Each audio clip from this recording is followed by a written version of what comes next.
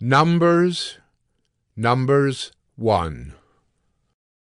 The Lord spoke to Moses in the wilderness of Sinai in the tent of meeting on the first day of the 2nd month in the 2nd year after they had come out of the land of Egypt, saying, Take a census of all the congregation of the people of Israel, by clans, by fathers' houses, according to the number of names every male, head by head. From 20 years old and upward, all in Israel who are able to go to war. You and Aaron shall list them company by company. And there shall be with you a man from each tribe, each man being the head of the house of his fathers. And these are the names of the men who shall assist you.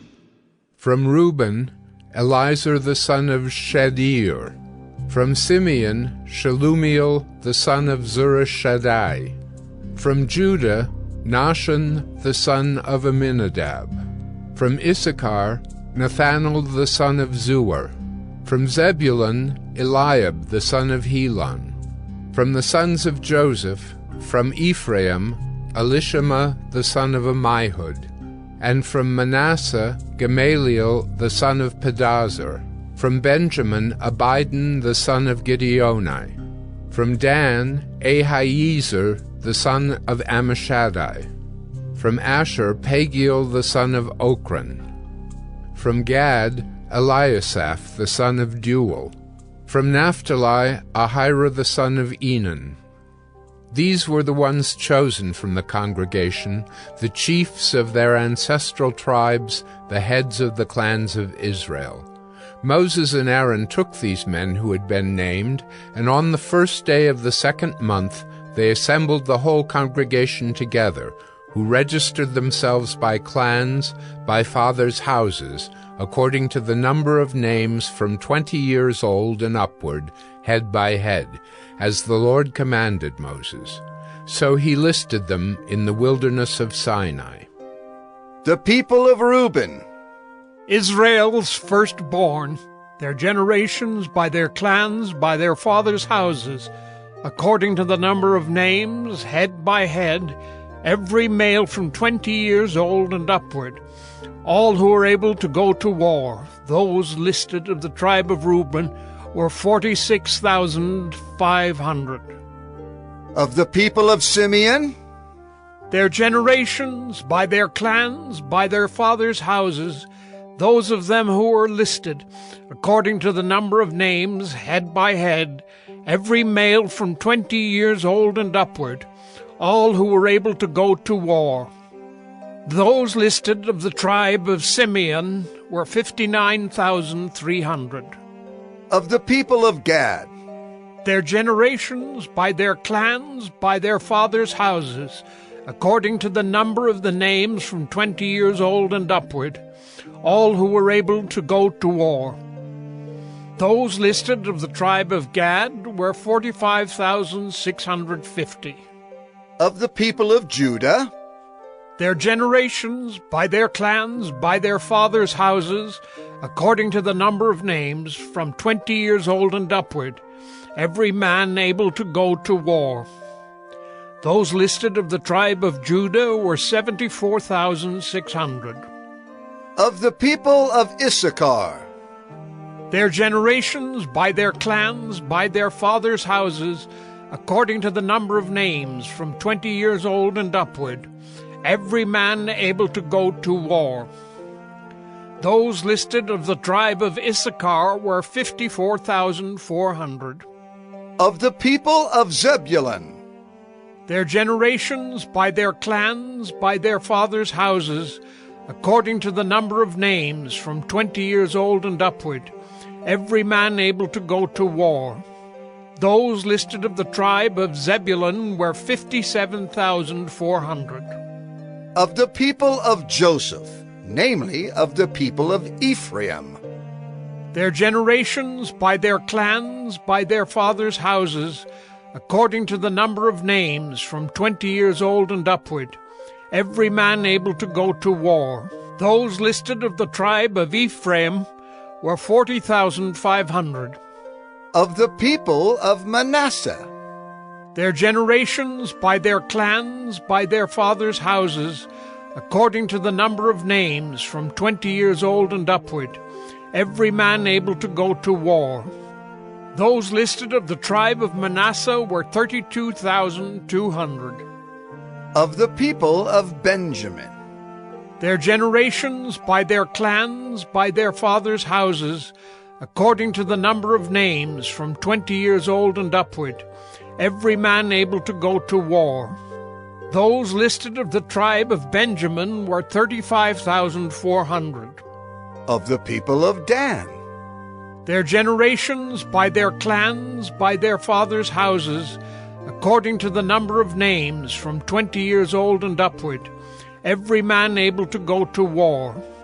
Those listed of the tribe of Dan were 62,700.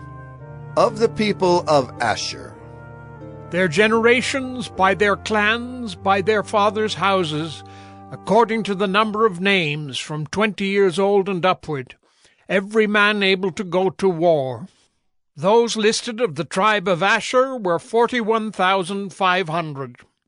of the people of Naphtali, Their generations, by their clans, by their fathers' houses, according to the number of names, from 20 years old and upward, every man able to go to war.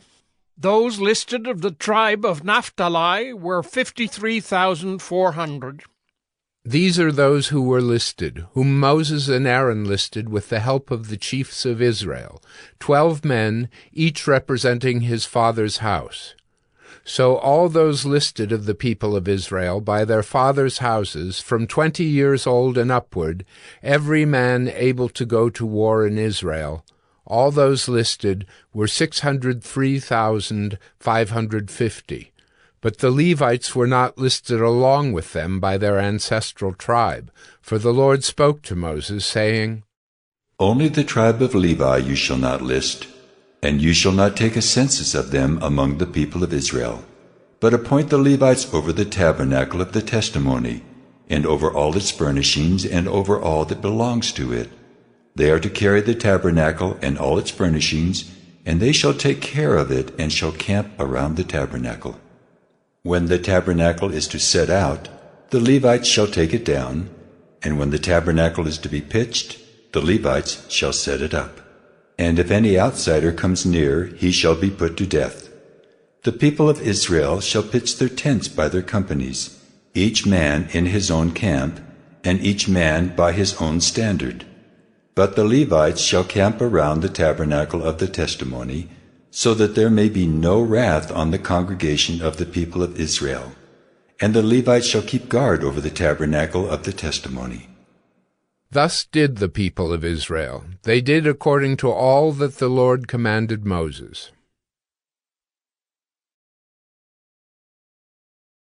Numbers 2. The Lord spoke to Moses and Aaron, saying, The people of Israel shall camp each by his own standard, with the banners of their fathers' houses. They shall camp facing the tent of meeting on every side. those to camp on the east side toward the sunrise shall be of the standard of the camp of Judah, by their companies, the chief of the people of Judah being Nahshon, the son of Amminadab. His company as listed being 74,600. Those to camp next to him shall be the tribe of Issachar. The chief of the people of Issachar being Nethanel, the son of Zur. His company is listed being 54,400. Then the tribe of Zebulun. The chief of the people of Zebulun being Eliab, the son of Helon. His company is listed being 57,400. All those listed of the camp of Judah by their companies were 186,400. They shall set out first on the march. On the south side shall be the standard of the camp of Reuben by their companies. The chief of the people of Reuben being Elizur, the son of Shedeur. His company as listed being 46,500. And those to camp next to him shall be the tribe of Simeon. The chief of the people of Simeon being Shelumiel, the son of Zurishaddai. His company is listed, being 59,300. Then the tribe of Gad. The chief of the people of Gad being Eliasaph, the son of Reuel. His company is listed, being 45,650. All those listed of the camp of Reuben by their companies were 151,450. They shall set out second. Then the tent of meeting shall set out, with the camp of the Levites in the midst of the camps. As they camp, so shall they set out, each in position, standard by standard. On the west side shall be the standard of the camp of Ephraim by their companies. The chief of the people of Ephraim being Elishama, the son of Ammihud. His company is listed, being 40,500. And next to him shall be the tribe of Manasseh, the chief of the people of Manasseh being Gamaliel, the son of Pedazur. His company is listed, being 32,200. Then the tribe of Benjamin. The chief of the people of Benjamin being Abidan, the son of Gideoni. His company is listed, being 35,400. All those listed of the camp of Ephraim by their companies were 108,100. They shall set out third on the march. On the north side shall be the standard of the camp of Dan by their companies. The chief of the people of Dan being Ahiezer, the son of Ammishaddai. His company is listed, being 62,700. And those to camp next to him shall be the tribe of Asher. The chief of the people of Asher being Pagiel, the son of Acharon. His company is listed, being 41,500. Then the tribe of Naphtali. The chief of the people of Naphtali being Ahira, the son of Enan. His company is listed, being 53,400. All those listed of the camp of Dan were 157,600. They shall set out last, standard by standard. These are the people of Israel as listed by their fathers' houses. All those listed in the camps by their companies were 603,550. But the Levites were not listed among the people of Israel, as the Lord commanded Moses. Thus did the people of Israel. According to all that the Lord commanded Moses, so they camped by their standards, and so they set out, each one in his clan, according to his father's house. Numbers 3. These are the generations of Aaron and Moses at the time when the Lord spoke with Moses on Mount Sinai. These are the names of the sons of Aaron: Nadab the firstborn, and Abihu, Eleazar, and Ithamar. These are the names of the sons of Aaron, the anointed priests, whom he ordained to serve as priests. But Nadab and Abihu died before the Lord when they offered unauthorized fire before the Lord in the wilderness of Sinai, and they had no children. So Eleazar and Ithamar served as priests in the lifetime of Aaron their father. And the Lord spoke to Moses, saying, Bring the tribe of Levi near, and set them before Aaron the priest, that they may minister to him. They shall keep guard over him and over the whole congregation before the tent of meeting, as they minister at the tabernacle. They shall guard all the furnishings of the tent of meeting, and keep guard over the people of Israel as they minister at the tabernacle. And you shall give the Levites to Aaron and his sons. They are wholly given to him from among the people of Israel. And you shall appoint Aaron and his sons, and they shall guard their priesthood. But if any outsider comes near, he shall be put to death. And the Lord spoke to Moses, saying, Behold, I have taken the Levites from among the people of Israel instead of every firstborn who opens the womb among the people of Israel. The Levites shall be mine, for all the firstborn are mine. On the day that I struck down all the firstborn in the land of Egypt, I consecrated for my own all the firstborn in Israel, both of man and of beast. They shall be mine. I am the Lord. And the Lord spoke to Moses in the wilderness of Sinai, saying, List the sons of Levi by fathers' houses and by clans. Every male from a month old and upward you shall list. So Moses listed them according to the word of the Lord, as he was commanded, and these were the sons of Levi by their names. Gershon and Kohath and Merari. And these are the names of the sons of Gershon by their clans.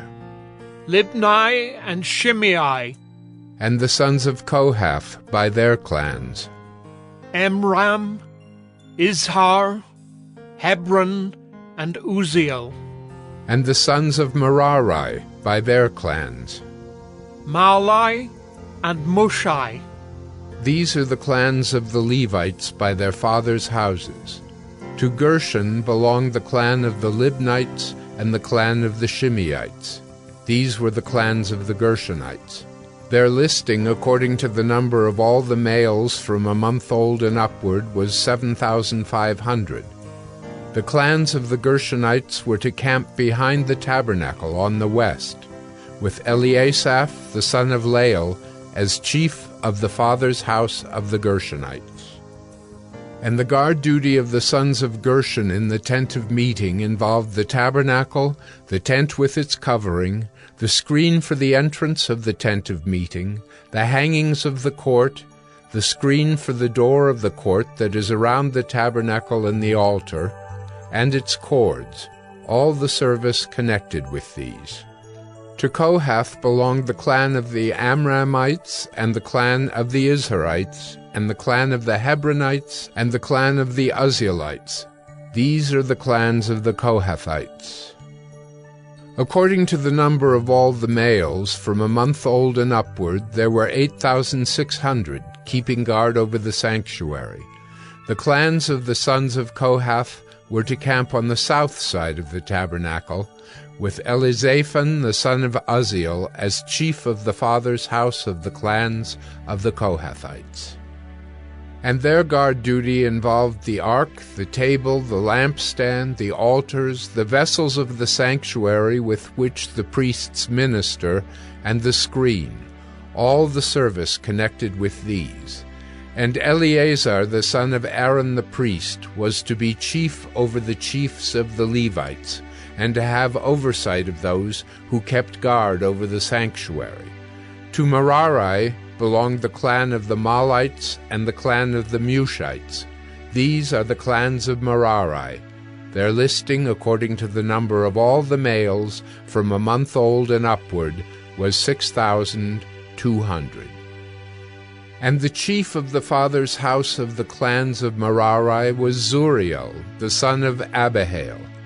They were to camp on the north side of the tabernacle. And the appointed guard duty of the sons of Merari involved the frames of the tabernacle, the bars, the pillars, the bases, and all their accessories, all the service connected with these. Also the pillars around the court, with their bases and pegs and cords.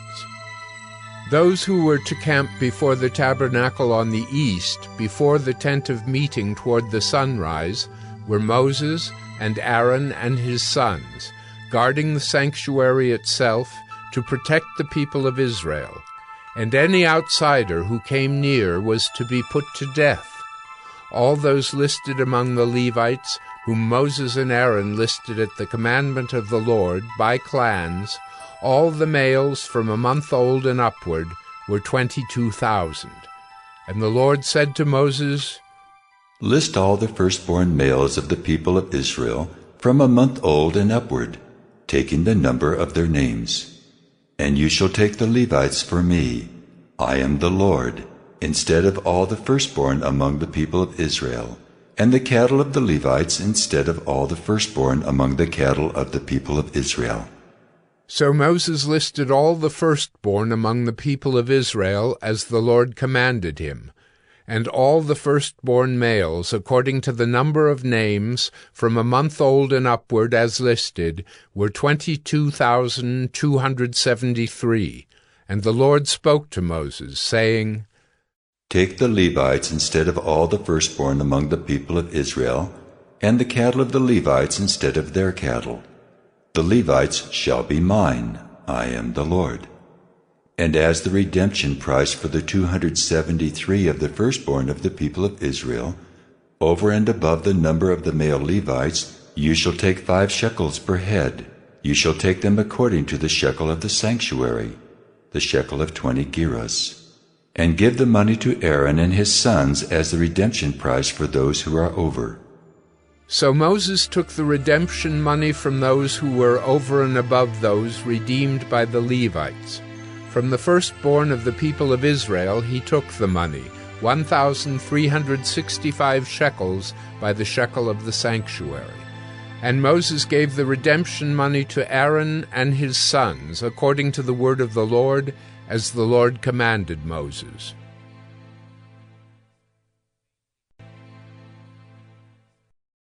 Numbers 4. The Lord spoke to Moses and Aaron, saying, Take a census of the sons of Kohath from among the sons of Levi, by their clans and their fathers' houses, from 30 years old up to 50 years old, all who can come on duty to do the work in the tent of meeting. This is the service of the sons of Kohath in the tent of meeting, the most holy things. When the camp is to set out, Aaron and his sons shall go in and take down the veil of the screen and cover the ark of the testimony with it.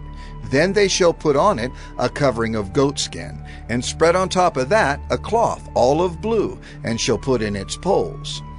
And over the table of the bread of the presence they shall spread a cloth of blue, and put on it the plates, the dishes for incense, the bowls, and the flagons for the drink offering. The regular showbread also shall be on it. Then they shall spread over them a cloth of scarlet, and cover the same with a covering of goatskin, and shall put in its poles. And they shall take a cloth of blue, and cover the lampstand for the light, with its lamps, its tongs, its trays, and all the vessels for oil with which it is supplied. And they shall put it with all its utensils in a covering of goatskin, and put it on the carrying frame. And over the golden altar they shall spread a cloth of blue, and cover it with a covering of goatskin, and shall put in its poles. And they shall take all the vessels of the service that are used in the sanctuary, and put them in a cloth of blue, and cover them with a covering of goatskin, and put them on the carrying frame. And they shall take away the ashes from the altar, and spread a purple cloth over it, and they shall put on it all the utensils of the altar, which are used for the service there, the fire pans, the forks, the shovels, and the basins, all the utensils of the altar, and they shall spread on it a covering of goatskin, and shall put in its poles. And when Aaron and his sons have finished covering the sanctuary and all the furnishings of the sanctuary, as the camp sets out, after that the sons of Kohath shall come to carry these. But they must not touch the holy things, lest they die. These are the things of the tent of meeting that the sons of Kohath are to carry. And Eleazar, the son of Aaron the priest, shall have charge of the oil for the light, the fragrant incense, the regular grain offering, and the anointing oil, with the oversight of the whole tabernacle, and all that is in it, of the sanctuary and its vessels.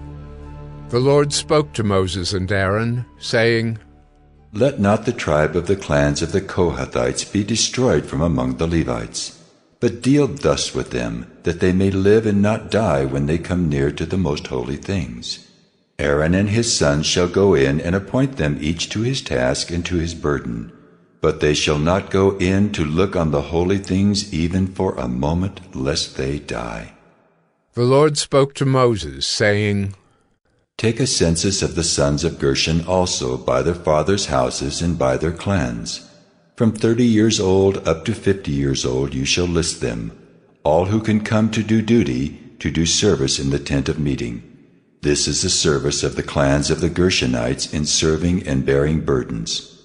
They shall carry the curtains of the tabernacle and the tent of meeting with its covering, and the covering of goatskin that is on top of it, and the screen for the entrance of the tent of meeting, and the hangings of the court, and the screen for the entrance of the gate of the court that is around the tabernacle, and the altar, and their cords, and all the equipment for their service. And they shall do all that needs to be done with regard to them. All the service of the sons of the Gershonites shall be at the command of Aaron and his sons, in all that they are to carry, and in all that they have to do. And you shall assign to their charge all that they are to carry. This is the service of the clans of the sons of the Gershonites in the tent of meeting. And their guard duty is to be under the direction of Ithamar, the son of Aaron the priest. As for the sons of Merari, you shall list them by their clans and their fathers' houses. From 30 years old up to 50 years old you shall list them, everyone who can come on duty to do the service of the tent of meeting. And this is what they are charged to carry. As the whole of their service in the tent of meeting, the frames of the tabernacle, with its bars, pillars, and bases, and the pillars around the court with their bases, pegs, and cords, with all their equipment and all their accessories. And you shall list by name the objects that they are required to carry. This is the service of the clans of the sons of Merari, the whole of their service in the tent of meeting, under the direction of Ithamar, the son of Aaron the priest.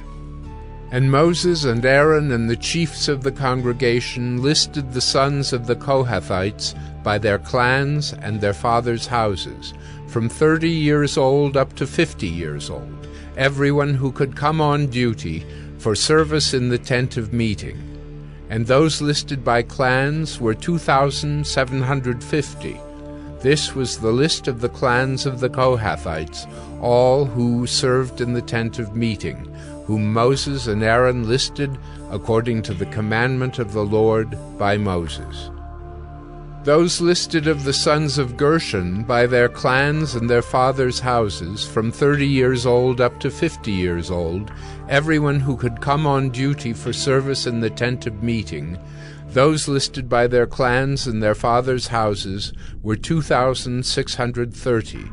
This was the list of the clans of the sons of Gershon, all who served in the tent of meeting, whom Moses and Aaron listed according to the commandment of the Lord. Those listed of the clans of the sons of Merari, by their clans and their fathers' houses, from 30 years old up to 50 years old, everyone who could come on duty for service in the tent of meeting, those listed by clans were 3,200. This was the list of the clans of the sons of Merari, whom Moses and Aaron listed according to the commandment of the Lord by Moses. All those who were listed of the Levites, whom Moses and Aaron and the chiefs of Israel listed, by their clans and their fathers' houses, from 30 years old up to 50 years old, everyone who could come to do the service of ministry and the service of bearing burdens in the tent of meeting, those listed were 8,580. According to the commandment of the Lord through Moses they were listed, each one with his task of serving or carrying. Thus they were listed by him, as the Lord commanded Moses.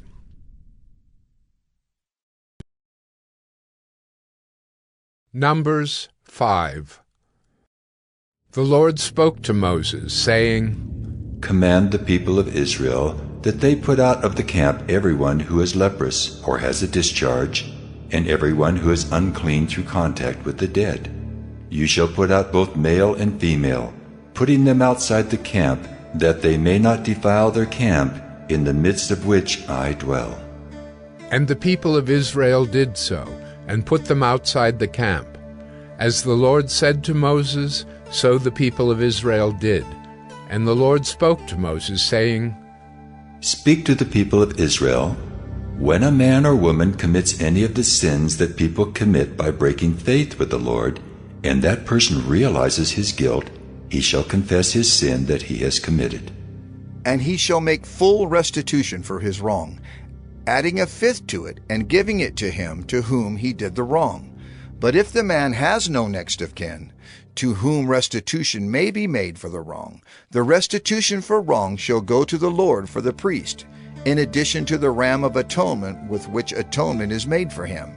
And every contribution, all the holy donations of the people of Israel, which they bring to the priest, shall be his. Each one shall keep his holy donations. Whatever anyone gives to the priest shall be his. And the Lord spoke to Moses, saying, Speak to the people of Israel. If any man's wife goes astray and breaks faith with him, if a man lies with her sexually, and it is hidden from the eyes of her husband, and she is undetected, though she has defiled herself, and there is no witness against her, since she was not taken in the act.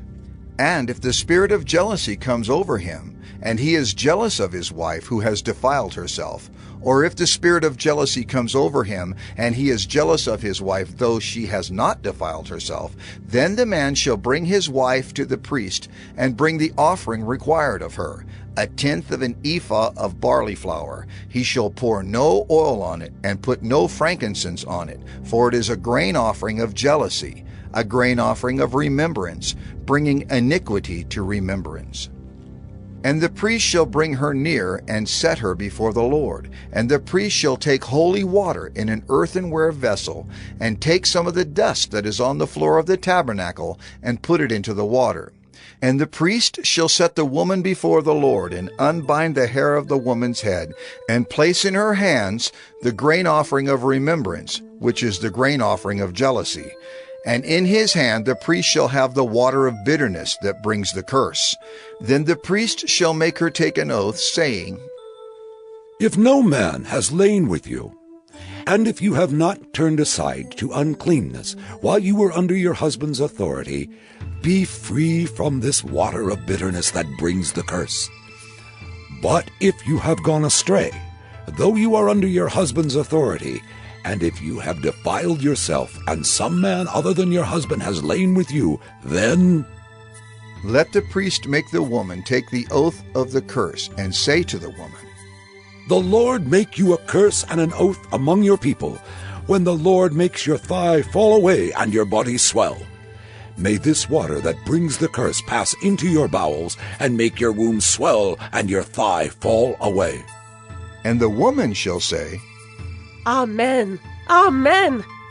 Then the priest shall write these curses in a book, and wash them off into the water of bitterness. And he shall make the woman drink the water of bitterness that brings the curse. And the water that brings the curse shall enter into her, and cause bitter pain. And the priest shall take the grain offering of jealousy out of the woman's hand, and shall wave the grain offering before the Lord, and bring it to the altar. And the priest shall take a handful of the grain offering as its memorial portion, and burn it on the altar, and afterward shall make the woman drink the water. And when he has made her drink the water, then, if she has defiled herself and has broken faith with her husband, the water that brings the curse shall enter into her and cause bitter pain, and her womb shall swell, and her thigh shall fall away, and the woman shall become a curse among her people. But if the woman has not defiled herself and is clean, then she shall be free and shall conceive children.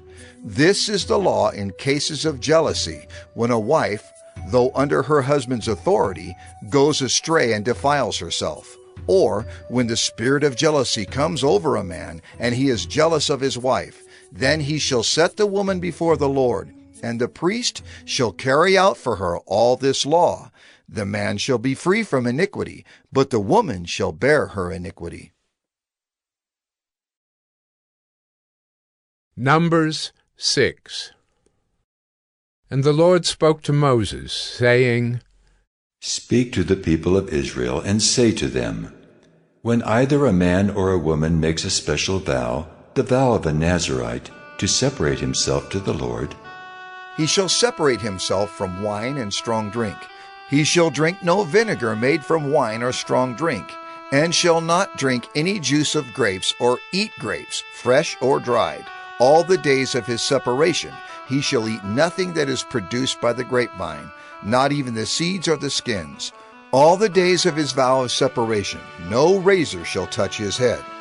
Until the time is completed for which he separates himself to the Lord, he shall be holy.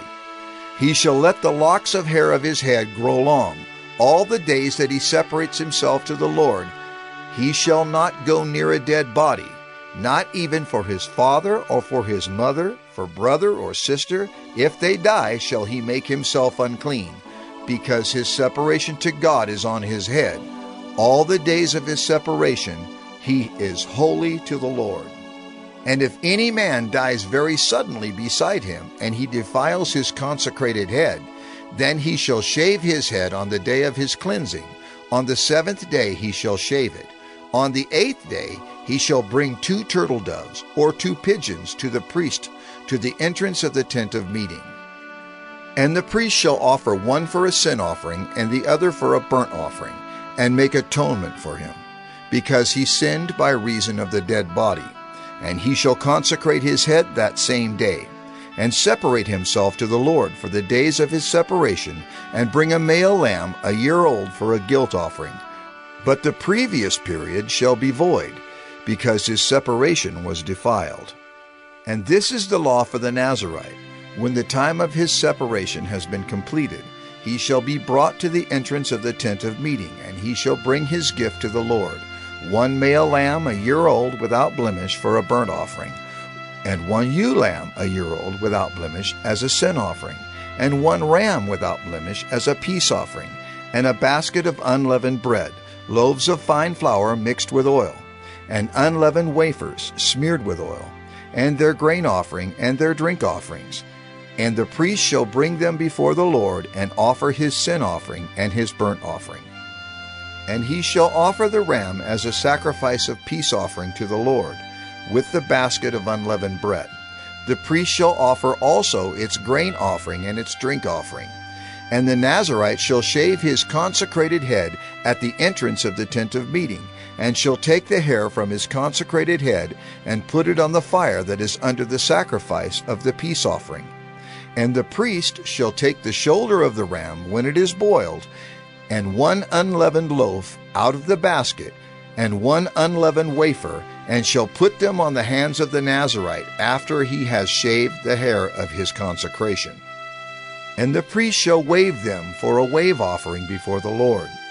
They are a holy portion for the priest, together with the breast that is waved and the thigh that is contributed.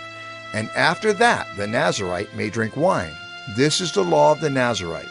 But if he vows an offering to the Lord above his Nazirite vow, as he can afford, in exact accordance with the vow that he takes, then he shall do an addition to the law of the Nazirite. The Lord spoke to Moses, saying, Speak to Aaron and his sons, saying, Thus you shall bless the people of Israel. You shall say to them, The Lord bless you and keep you. The Lord make his face to shine upon you and be gracious to you. The Lord lift up his countenance upon you and give you peace. So shall they put my name upon the people of Israel, and I will bless them. The son of Gideon. Numbers 7. On the day when Moses had finished setting up the tabernacle, and had anointed and consecrated it with all its furnishings, and had anointed and consecrated the altar with all its utensils, the chiefs of Israel, heads of their fathers' houses, who were the chiefs of the tribes, who were over those who were listed, approached, and brought their offerings before the Lord, 6 wagons and 12 oxen, a wagon for every 2 of the chiefs, and for each one an ox. They brought them before the tabernacle. Then the Lord said to Moses, Accept these from them, that they may be used in the service of the tent of meeting, and give them to the Levites, to each man according to his service. So Moses took the wagons and the oxen and gave them to the Levites. 2 wagons and 4 oxen he gave to the sons of Gershon, according to their service. And 4 wagons and 8 oxen he gave to the sons of Merari, according to their service, under the direction of Ithamar the son of Aaron the priest. But to the sons of Kohath he gave none, because they were charged with the service of the holy things that had to be carried on the shoulder, And the chiefs offered offerings for the dedication of the altar on the day it was anointed. And the chiefs offered their offering before the altar. And the Lord said to Moses, They shall offer their offerings, one chief each day for the dedication of the altar. He who offered his offering the first day was Nahshon, the son of Amminadab, of the tribe of Judah. And his offering was 1 silver plate, whose weight was 130 shekels, 1 silver basin of 70 shekels, according to the shekel of the sanctuary, both of them full of fine flour mixed with oil for a grain offering, 1 golden dish of 10 shekels, full of incense, 1 bull from the herd, 1 ram, 1 male lamb a year old, for a burnt offering, 1 male goat for a sin offering, and for the sacrifice of peace offerings, 2 oxen, 5 rams, 5 male goats, and 5 male lambs a year old. This was the offering of Nahshon, the son of Amminadab. On the second day, Nethanel, the son of Zuar, the chief of Issachar, made an offering. He offered for his offering 1 silver plate, whose weight was 130 shekels, 1 silver basin of 70 shekels, according to the shekel of the sanctuary, both of them full of fine flour mixed with oil for a grain offering, 1 golden dish of 10 shekels, full of incense, 1 bull from the herd, 1 ram, 1 male lamb a year old for a burnt offering, 1 male goat for a sin offering, and for the sacrifice of peace offerings, 2 oxen, 5 rams, 5 male goats, and 5 male lambs a year old. This was the offering of Nethanel, the son of Zuar. On the third day, Eliab, the son of Helon, the chief of the people of Zebulun. His offering was 1 silver plate, whose weight was 130 shekels, 1 silver basin of 70 shekels, according to the shekel of the sanctuary, both of them full of fine flour mixed with oil for a grain offering, 1 golden dish of 10 shekels, full of incense, 1 bull from the herd, 1 ram, 1 male lamb a year old for a burnt offering, 1 male goat for a sin offering, and for the sacrifice of peace offerings, 2 oxen, 5 rams, 5 male goats, and 5 male lambs a year old. This was the offering of Eliab, the son of Helon. On the fourth day, Eliezer, the son of Shedeur, the chief of the people of Reuben. His offering was 1 silver plate, whose weight was 130 shekels, 1 silver basin of 70 shekels, according to the shekel of the sanctuary, both of them full of fine flour mixed with oil for a grain offering, 1 golden dish of 10 shekels, full of incense, 1 bull from the herd, 1 ram, 1 male lamb a year old for a burnt offering, 1 male goat for a sin offering, and for the sacrifice of peace offerings, 2 oxen, 5 rams, 5 male goats, and 5 male lambs a year old. This was the offering of Eliezer, the son of Shedeur. On the fifth day, Shelumiel, the son of Zurishaddai, the chief of the people of Simeon. His offering was 1 silver plate, whose weight was 130 shekels, 1 silver basin of 70 shekels, according to the shekel of the sanctuary, both of them full of fine flour mixed with oil for a grain offering, 1 golden dish of 10 shekels, full of incense, 1 bull from the herd, 1 ram, 1 male lamb a year old for a burnt offering, 1 male goat for a sin offering, and for the sacrifice of peace offerings, 2 oxen, 5 rams, 5 male goats, and 5 male lambs a year old. This was the offering of Shelumiel, the son of Zurishaddai. On the sixth day, Eliasaph, the son of Deuel, the chief of the people of Gad. His offering was 1 silver plate, whose weight was 130 shekels, 1 silver basin of 70 shekels, according to the shekel of the sanctuary, both of them full of fine flour mixed with oil for a grain offering, 1 golden dish of 10 shekels, full of incense, 1 bull from the herd, 1 ram, 1 male lamb a year old for a burnt offering, 1 male goat for a sin offering, and for the sacrifice of peace offerings, 2 oxen, 5 rams, 5 male goats, and 5 male lambs a year old. This was the offering of Eliasaph, the son of Deuel. On the seventh day, Elishama, the son of Ammihud, the chief of the people of Ephraim. His offering was 1 silver plate whose weight was 130 shekels, 1 silver basin of 70 shekels, according to the shekel of the sanctuary, both of them full of fine flour mixed with oil for a grain offering, 1 golden dish of 10 shekels full of incense, 1 bull from the herd, 1 ram, 1 male lamb a year old for a burnt offering, 1 male goat for a sin offering, and for the sacrifice of peace offerings, 2 oxen, 5 rams, 5 male goats, and 5 male lambs a year old. This was the offering of Elishama, the son of Ammihud. On the 8th day, Gamaliel, the son of Pedazur, the chief of the people of Manasseh.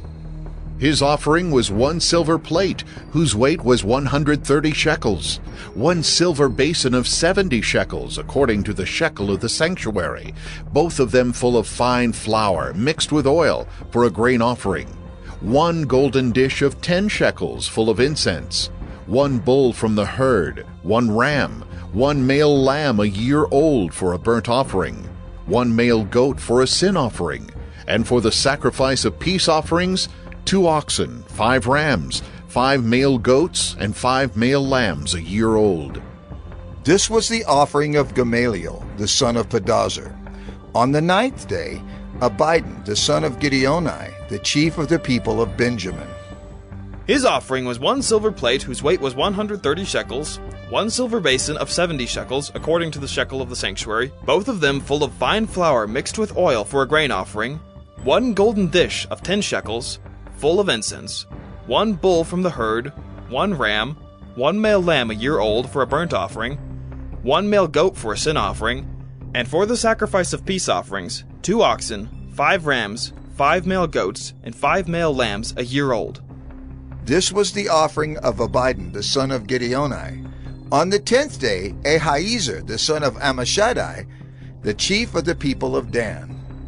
His offering was 1 silver plate, whose weight was 130 shekels, 1 silver basin of 70 shekels, according to the shekel of the sanctuary, both of them full of fine flour mixed with oil for a grain offering, 1 golden dish of 10 shekels, full of incense, 1 bull from the herd, 1 ram, 1 male lamb a year old for a burnt offering, 1 male goat for a sin offering, and for the sacrifice of peace offerings, 2 oxen, 5 rams, 5 male goats, and 5 male lambs a year old.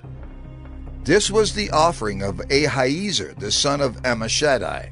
On the 11th day, Pagiel, the son of Achran, the chief of the people of Asher. His offering was 1 silver plate, whose weight was 130 shekels, 1 silver basin of 70 shekels, according to the shekel of the sanctuary, both of them full of fine flour mixed with oil for a grain offering, 1 golden dish of 10 shekels, full of incense, 1 bull from the herd, 1 ram, 1 male lamb a year old for a burnt offering, 1 male goat for a sin offering, and for the sacrifice of peace offerings, 2 oxen, 5 rams, 5 male goats, and 5 male lambs a year old. This was the offering of Pagiel, the son of Achran. On the 12th day, Ahira, the son of Enan, the chief of the people of Naphtali.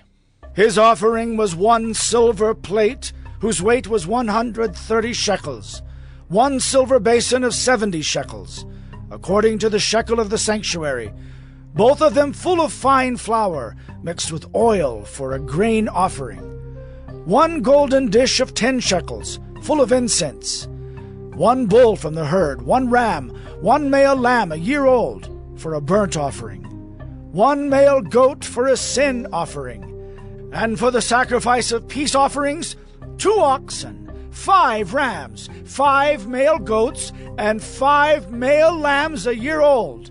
This was the offering of Ahira, the son of Enan.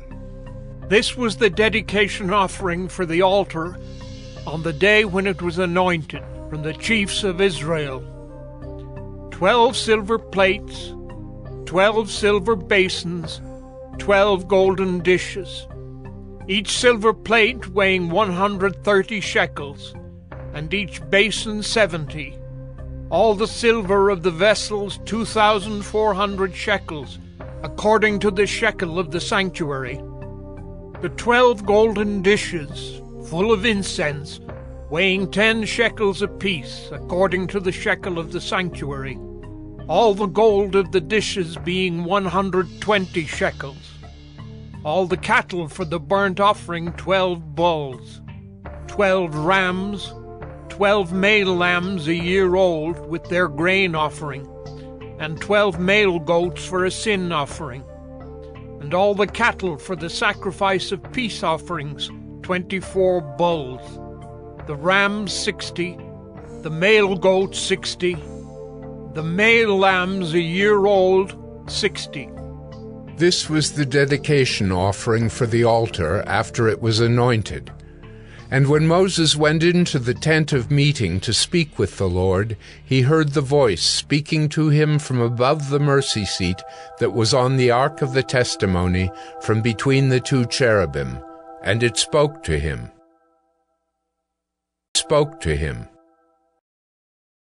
Numbers 8.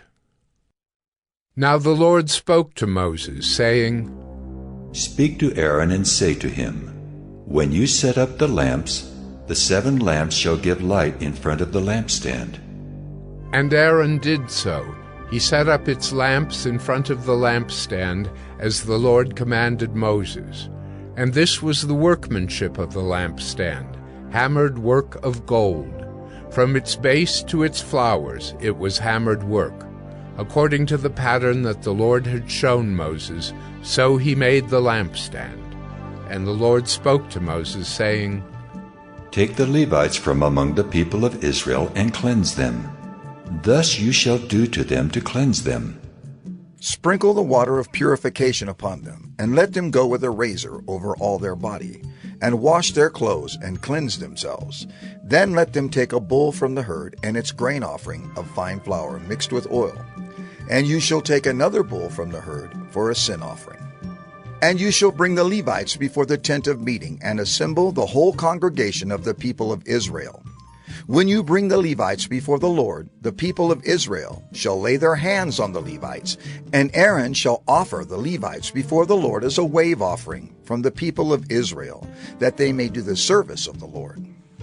Then the Levites shall lay their hands on the heads of the bulls, and you shall offer the one for a sin offering and the other for a burnt offering to the Lord, to make atonement for the Levites. And you shall set the Levites before Aaron and his sons, and shall offer them as a wave offering to the Lord. Thus you shall separate the Levites from among the people of Israel, and the Levites shall be mine. And after that the Levites shall go in to serve at the tent of meeting, when you have cleansed them and offered them as a wave offering. For they are wholly given to me from among the people of Israel. Instead of all who opened the womb, the firstborn of all the people of Israel, I have taken them for myself. For all the firstborn among the people of Israel are mine, both of man and of beast. On the day that I struck down all the firstborn in the land of Egypt, I consecrated them for myself. And I have taken the Levites instead of all the firstborn among the people of Israel. And I have given the Levites as a gift to Aaron and his sons from among the people of Israel, to do the service for the people of Israel at the tent of meeting, and to make atonement for the people of Israel, that there may be no plague among the people of Israel when the people of Israel come near the sanctuary. Thus did Moses and Aaron and all the congregation of the people of Israel to the Levites. According to all that the Lord commanded Moses concerning the Levites, the people of Israel did to them. And the Levites purified themselves from sin, and washed their clothes. And Aaron offered them as a wave offering before the Lord. And Aaron made atonement for them to cleanse them. And after that the Levites went in to do their service in the tent of meeting before Aaron and his sons, as the Lord had commanded Moses concerning the Levites, so they did to them. And the Lord spoke to Moses, saying, This applies to the Levites. From 25 years old and upward, they shall come to do duty in the service of the tent of meeting. And from the age of 50 years, they shall withdraw from the duty of the service and serve no more. They minister to their brothers in the tent of meeting by keeping guard, but they shall do no service. Thus shall you do to the Levites in assigning their duties. Numbers 9. And the Lord spoke to Moses in the wilderness of Sinai, in the 1st month of the 2nd year after they had come out of the land of Egypt, saying, Let the people of Israel keep the Passover at its appointed time. On the 14th day of this month, at twilight, you shall keep it at its appointed time. According to all its statutes and all its rules, you shall keep it. So Moses told the people of Israel that they should keep the Passover. And they kept the Passover in the 1st month on the 14th day of the month at twilight in the wilderness of Sinai. According to all that the Lord commanded Moses, so the people of Israel did. And there were certain men who were unclean through touching a dead body, so that they could not keep the Passover on that day. And they came before Moses and Aaron on that day. And those men said to him, We are unclean through touching a dead body. Why are we kept from bringing the Lord's offering at its appointed time among the people of Israel? And Moses said to them, Wait, that I may hear what the Lord will command concerning you.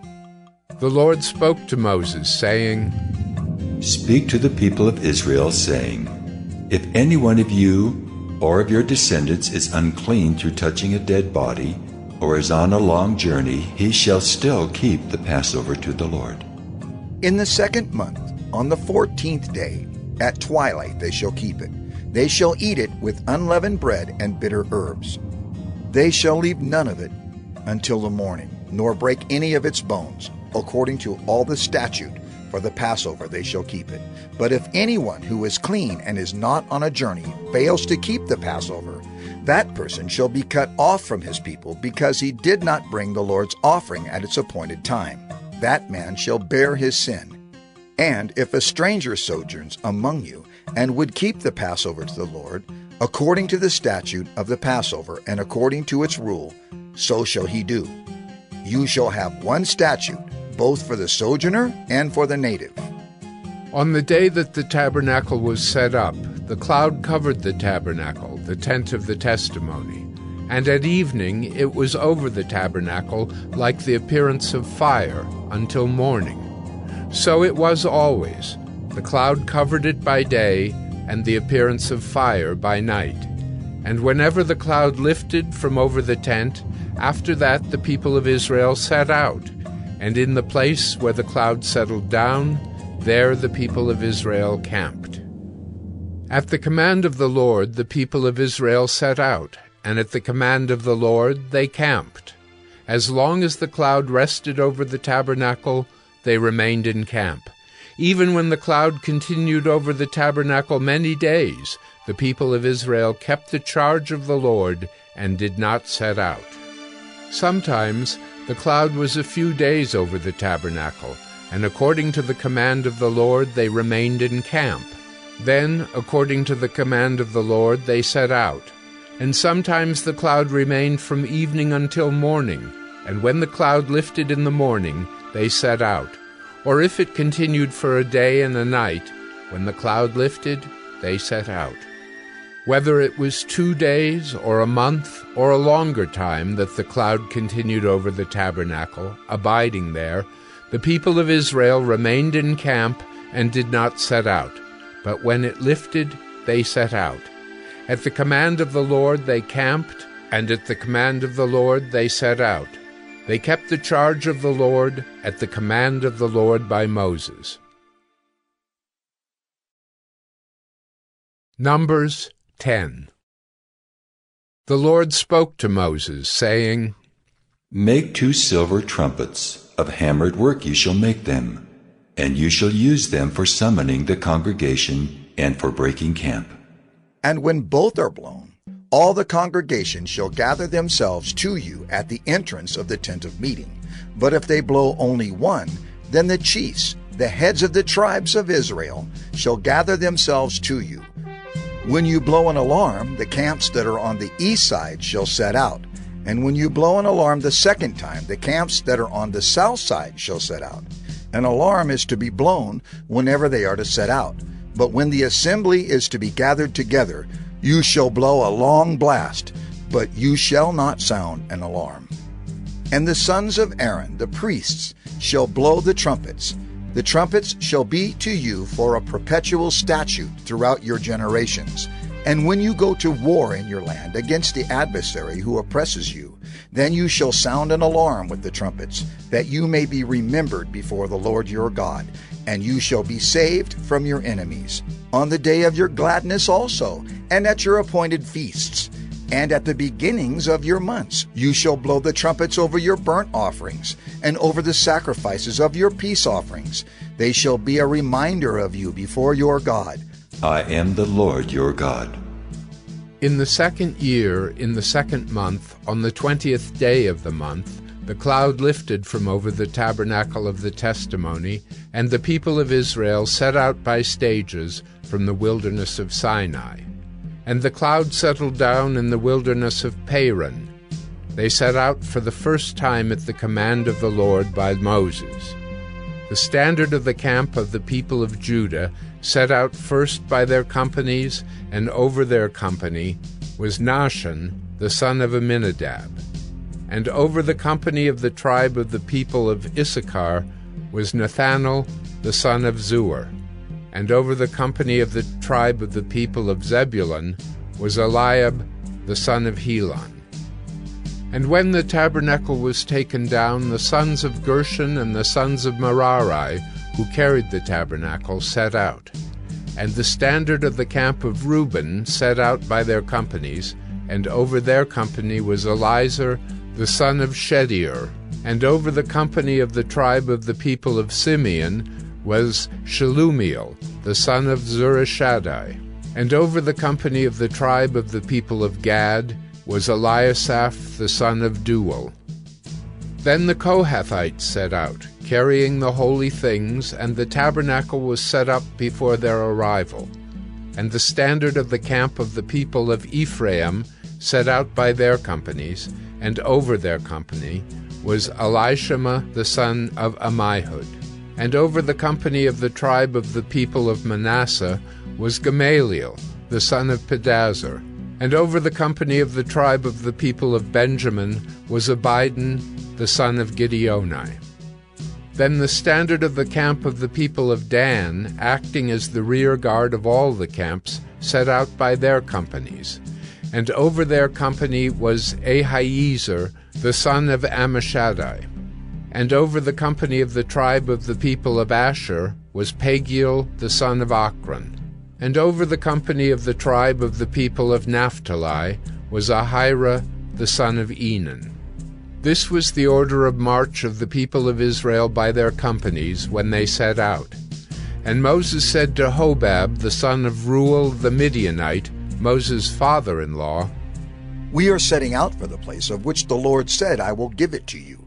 Come with us, and we will do good to you, for the Lord has promised good to Israel. But he said to him, I will not go. I will depart to my own land and to my kindred. And he said, Please do not leave us, for you know where we should camp in the wilderness, and you will serve as eyes for us. And if you do go with us, whatever good the Lord will do to us, the same will we do to you. So they set out from the mount of the Lord 3 days' journey. And the ark of the covenant of the Lord went before them 3 days' journey to seek out a resting place for them. And the cloud of the Lord was over them by day whenever they set out from the camp. And whenever the ark set out, Moses said, Arise, O Lord, and let your enemies be scattered, and let those who hate you flee before you. And when it rested, he said, Return, O Lord, to the 10,000 thousands of Israel. Numbers 11.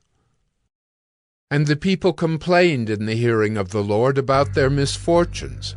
And when the Lord heard it, his anger was kindled, and the fire of the Lord burned among them and consumed some outlying parts of the camp. Then the people cried out to Moses, And Moses prayed to the Lord, and the fire died down. So the name of that place was called Taberah, because the fire of the Lord burned among them. Now the rabble that was among them had a strong craving, and the people of Israel also wept again and said, "Oh, that we had meat to eat! We remember the fish we ate in Egypt that cost nothing, the cucumbers, the melons, the leeks, the onions, and the garlic. But now our strength is dried up, and there is nothing at all but this manna to look at." Now the manna was like coriander seed, and its appearance like that of bdellium. The people went about and gathered it, and ground it in hand mills, or beat it in mortars, and boiled it in pots, and made cakes of it.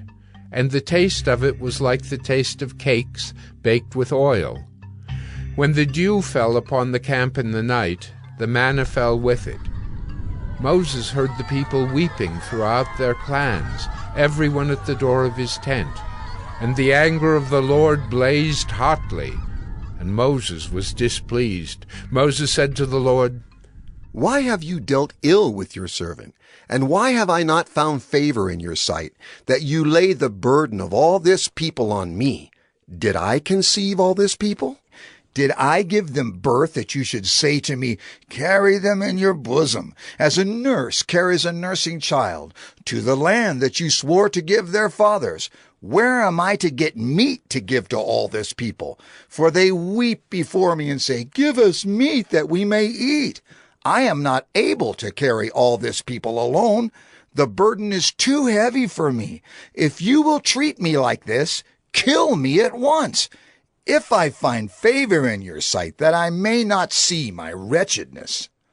Then the Lord said to Moses, "Gather for me 70 men of the elders of Israel, whom you know to be the elders of the people and officers over them, and bring them to the tent of meeting, and let them take their stand there with you.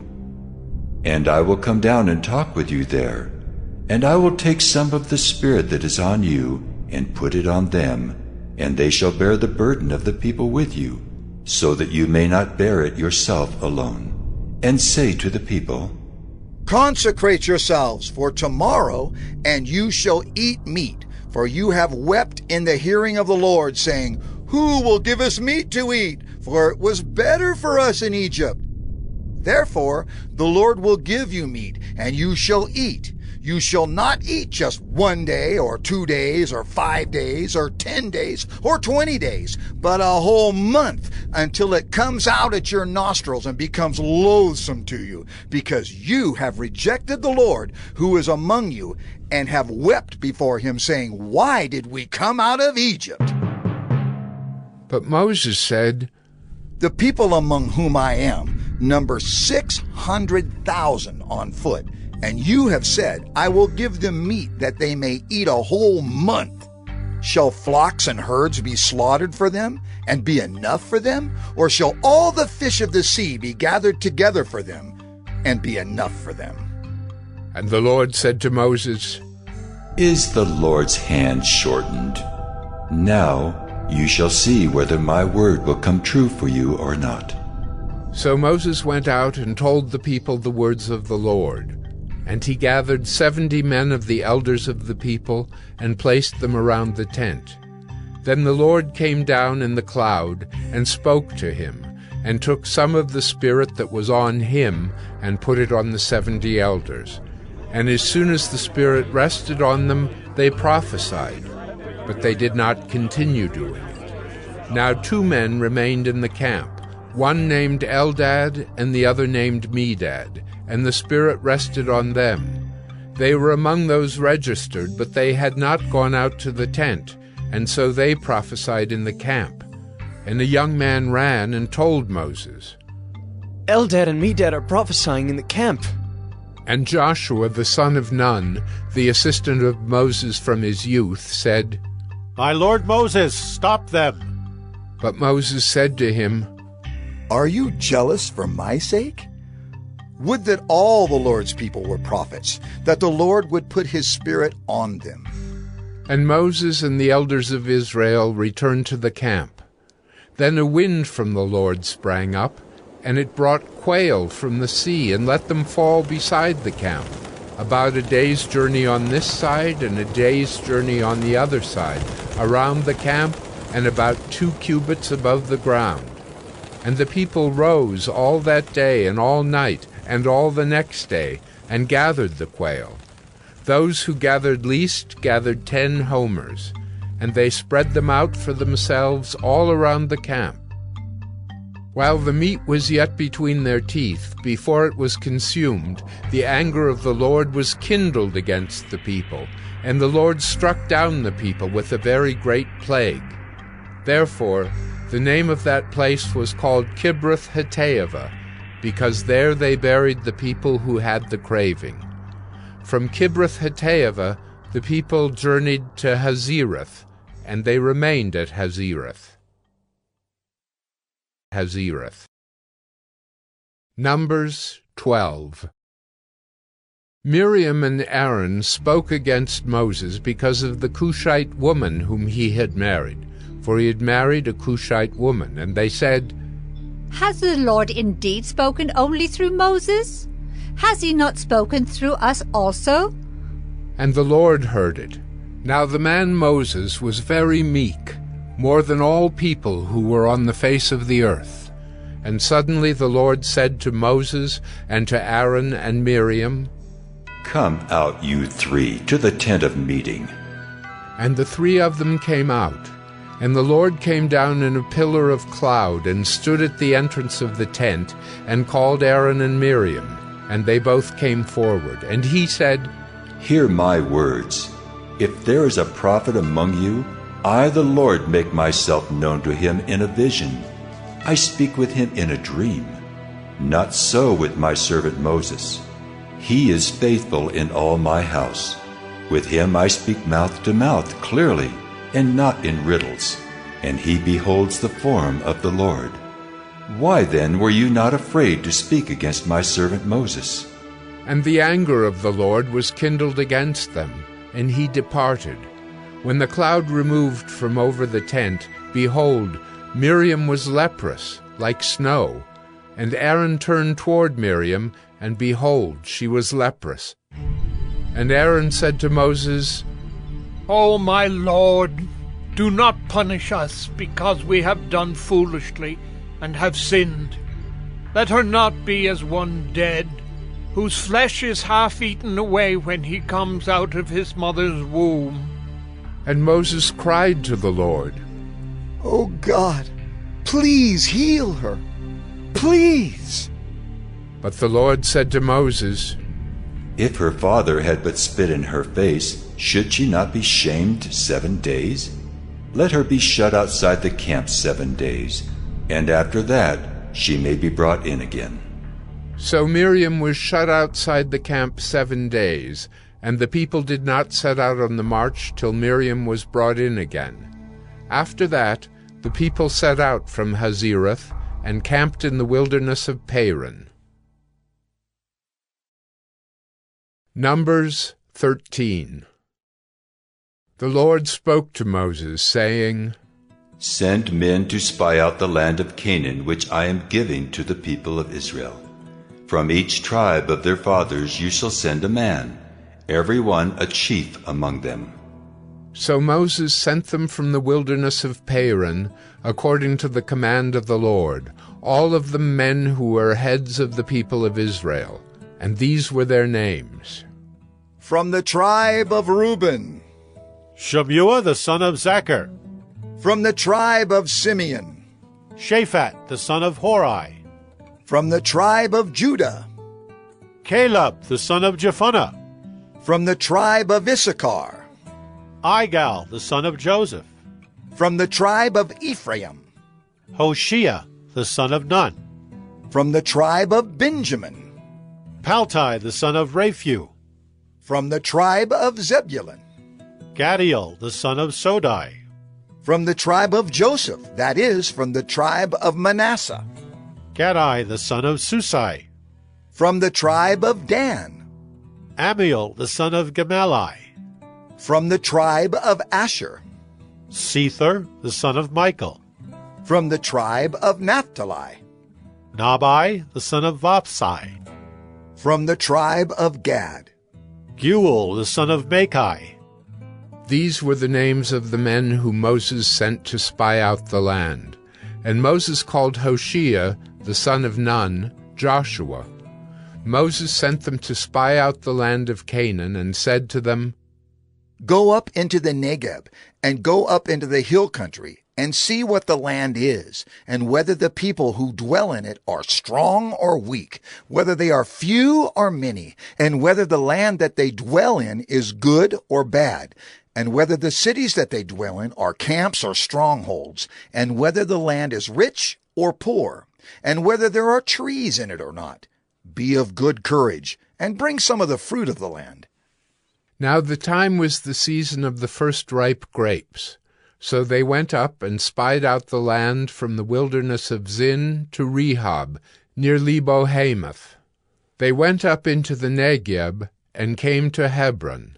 Ahiman, Shishai, and Talmai, the descendants of Anak, were there. Hebron was built 7 years before Zoan in Egypt. And they came to the valley of Eshcol, and cut down from there a branch with the single cluster of grapes. And they carried it on a pole between 2 of them. They also brought some pomegranates and figs.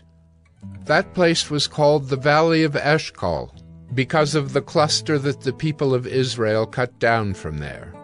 At the end of 40 days they returned from spying out the land, and they came to Moses and Aaron and to all the congregation of the people of Israel in the wilderness of Paran at Kadesh.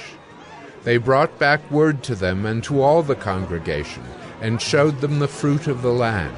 And they told him, We came to the land to which you sent us. It flows with milk and honey, and this is its fruit.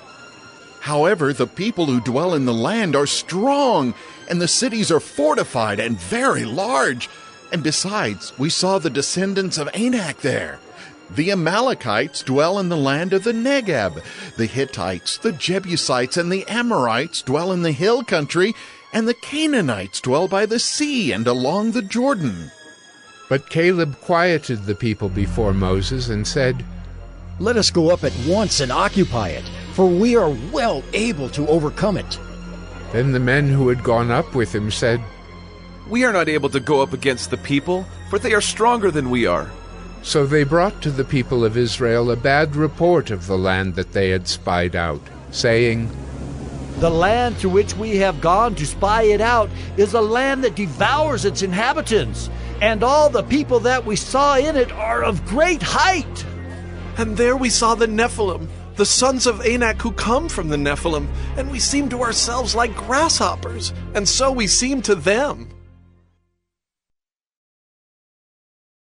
Numbers 14.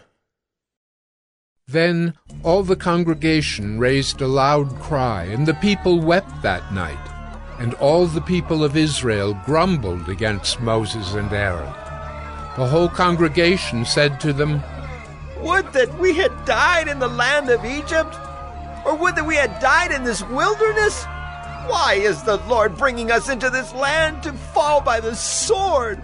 Our wives and our little ones will become a prey. Would it not be better for us to go back to Egypt? And they said to one another, Let us choose a leader and go back to Egypt. Then Moses and Aaron fell on their faces before all the assembly of the congregation of the people of Israel. And Joshua, the son of Nun, and Caleb, the son of Jephunneh, who were among those who had spied out the land, tore their clothes, and said to all the congregation of the people of Israel, The land which we passed through to spy it out is an exceedingly good land. If the Lord delights in us, he will bring us into this land and give it to us, a land that flows with milk and honey. Only do not rebel against the Lord, and do not fear the people of the land, for they are bread for us. Their protection is removed from them, and the Lord is with us. Do not fear them. Then all the congregation said to stone them with stones. But the glory of the Lord appeared at the tent of meeting to all the people of Israel. And the Lord said to Moses, How long will this people despise me? And how long will they not believe in me, in spite of all the signs that I have done among them? I will strike them with the pestilence and disinherit them. And I will make of you a nation greater and mightier than they. But Moses said to the Lord, Then the Egyptians will hear of it, for you brought up this people in your might from among them. And they will tell the inhabitants of this land, They have heard that you, O Lord, are in the midst of this people. For you, O Lord, are seen face to face, and your cloud stands over them, and you go before them in a pillar of cloud by day and in a pillar of fire by night. Now if you kill this people as one man, then the nations who have heard your fame will say, It is because the Lord was not able to bring this people into the land that he swore to give to them, that he has killed them in the wilderness. And now, please, let the power of the Lord be great as you have promised, saying, The Lord is slow to anger and abounding in steadfast love, forgiving iniquity and transgression, but he will by no means clear the guilty, visiting the iniquity of the fathers on the children to the third and the fourth generation. Please pardon the iniquity of this people, according to the greatness of your steadfast love, just as you have forgiven this people from Egypt until now. Then the Lord said, I have pardoned according to your word. But truly, as I live, and as all the earth shall be filled with the glory of the Lord, none of the men who have seen my glory and my signs that I did in Egypt and in the wilderness, and yet have put me to the test these 10 times, and have not obeyed my voice, shall see the land that I swore to give to their fathers. And none of those who despised me shall see it. But my servant Caleb, because he has a different spirit and has followed me fully, I will bring into the land into which he went, and his descendants shall possess it. Now, since the Amalekites and the Canaanites dwell in the valleys, turn tomorrow and set out for the wilderness by the way to the Red Sea. And the Lord spoke to Moses and to Aaron, saying, How long shall this wicked congregation grumble against me? I have heard the grumblings of the people of Israel, which they grumble against me. Say to them, As I live, declares the Lord, what you have said in my hearing I will do to you. Your dead bodies shall fall in this wilderness, and of all your number listed in the census from 20 years old and upward, who have grumbled against me, not one shall come into the land where I swore that I would make you dwell, except Caleb the son of Jephunneh, and Joshua the son of Nun. But your little ones, who you said would become a prey, I will bring in, and they shall know the land that you have rejected. But as for you, your dead bodies shall fall in this wilderness, and your children shall be shepherds in the wilderness 40 years, and shall suffer for your faithlessness, until the last of your dead bodies lies in the wilderness, according to the number of the days in which you spied out the land, 40 days, a year for each day. You shall bear your iniquity 40 years, and you shall know my displeasure. I, the Lord, have spoken. Surely this will I do to all this wicked congregation who are gathered together against me. In this wilderness they shall come to a full end, and there they shall die. And the men whom Moses sent to spy out the land, who returned and made all the congregation grumble against him by bringing up a bad report about the land, the men who brought up a bad report of the land died by plague before the Lord. Of those men who went to spy out the land, only Joshua the son of Nun and Caleb the son of Jephunneh remained alive. When Moses told these words to all the people of Israel, the people mourned greatly. And they rose early in the morning and went up to the heights of the hill country, saying, Here we are! We will go up to the place that the Lord has promised, for we have sinned. But Moses said, Why now are you transgressing the command of the Lord, when that will not succeed?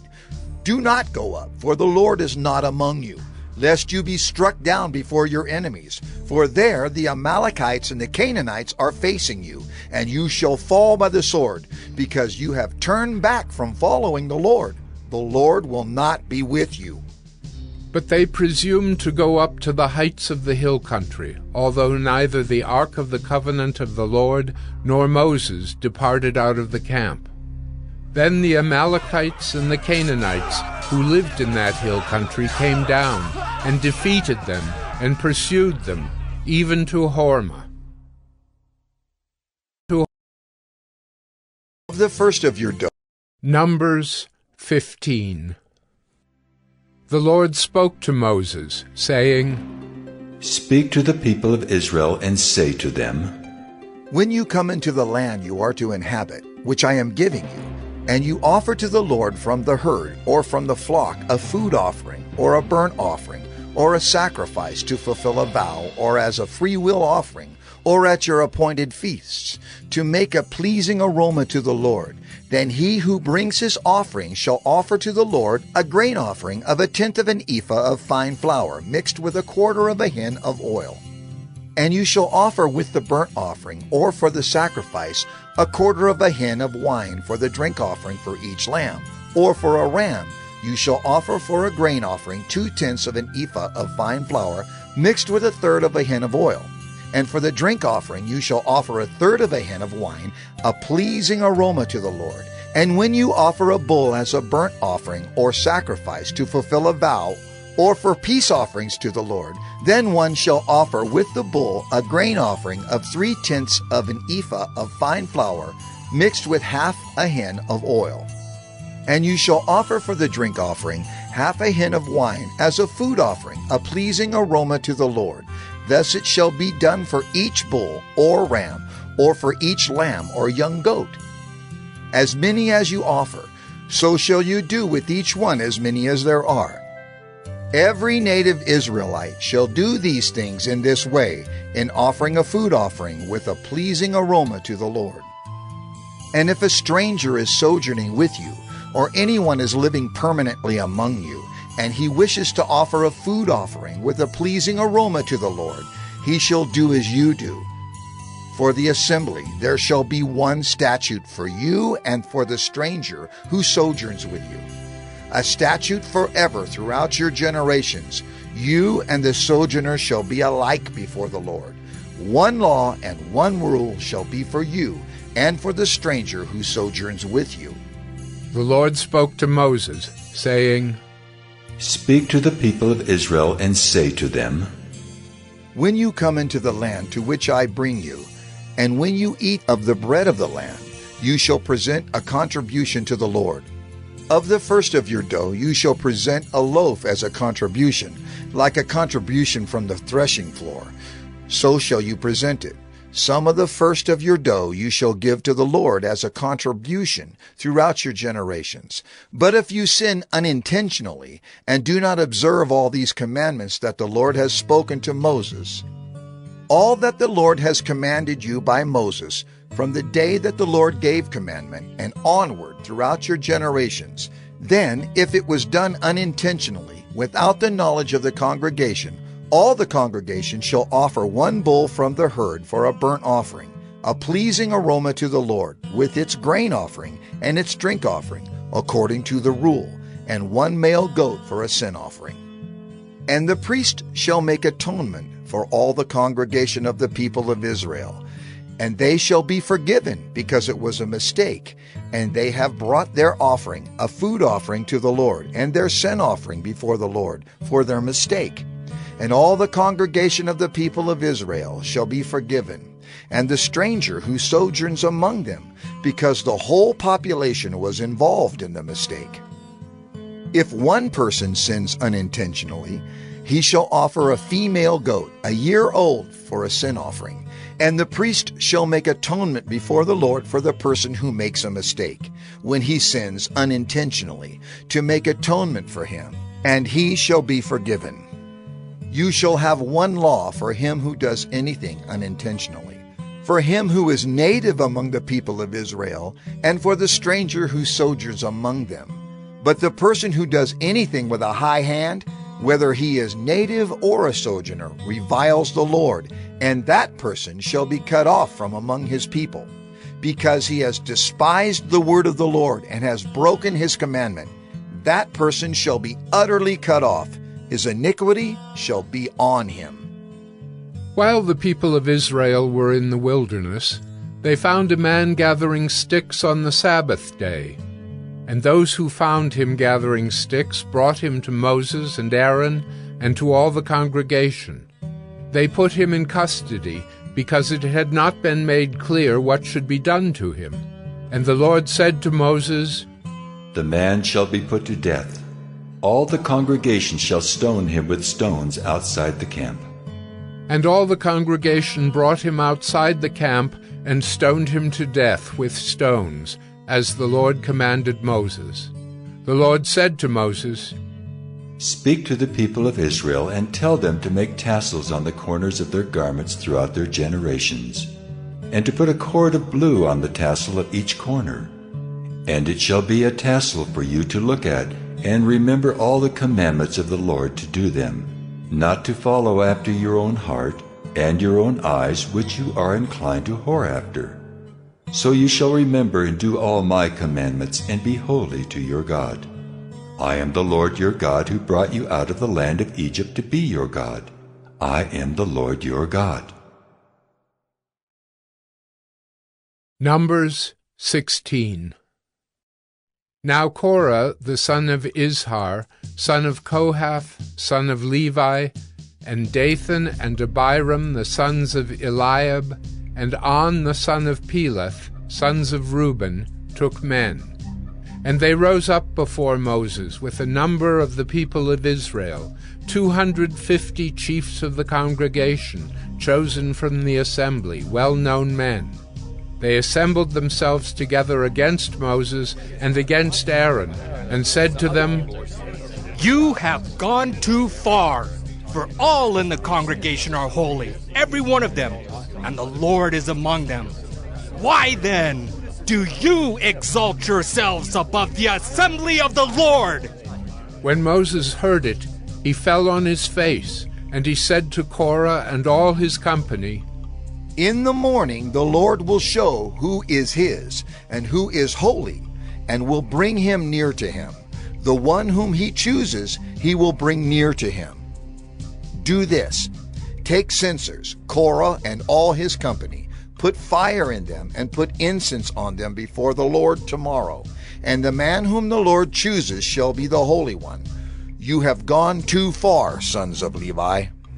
And Moses said to Korah, "Hear now, you sons of Levi, is it too small a thing for you that the God of Israel has separated you from the congregation of Israel to bring you near to himself, to do service in the tabernacle of the Lord, and to stand before the congregation to minister to them, and that he has brought you near him, and all your brothers, the sons of Levi, with you? And would you seek the priesthood also? Therefore, it is against the Lord that you and all your company have gathered together. What is Aaron that you grumble against him?" And Moses sent to call Dathan and Abiram, the sons of Eliab. And they said, "We will not come up. Is it a small thing that you have brought us up out of a land flowing with milk and honey to kill us in the wilderness, that you must also make yourself a prince over us?" Moreover, you have not brought us into a land flowing with milk and honey, nor given us inheritance of fields and vineyards. Will you put out the eyes of these men? We will not come up. And Moses was very angry, and said to the Lord, "Do not respect their offering. I have not taken one donkey from them, and I have not harmed one of them."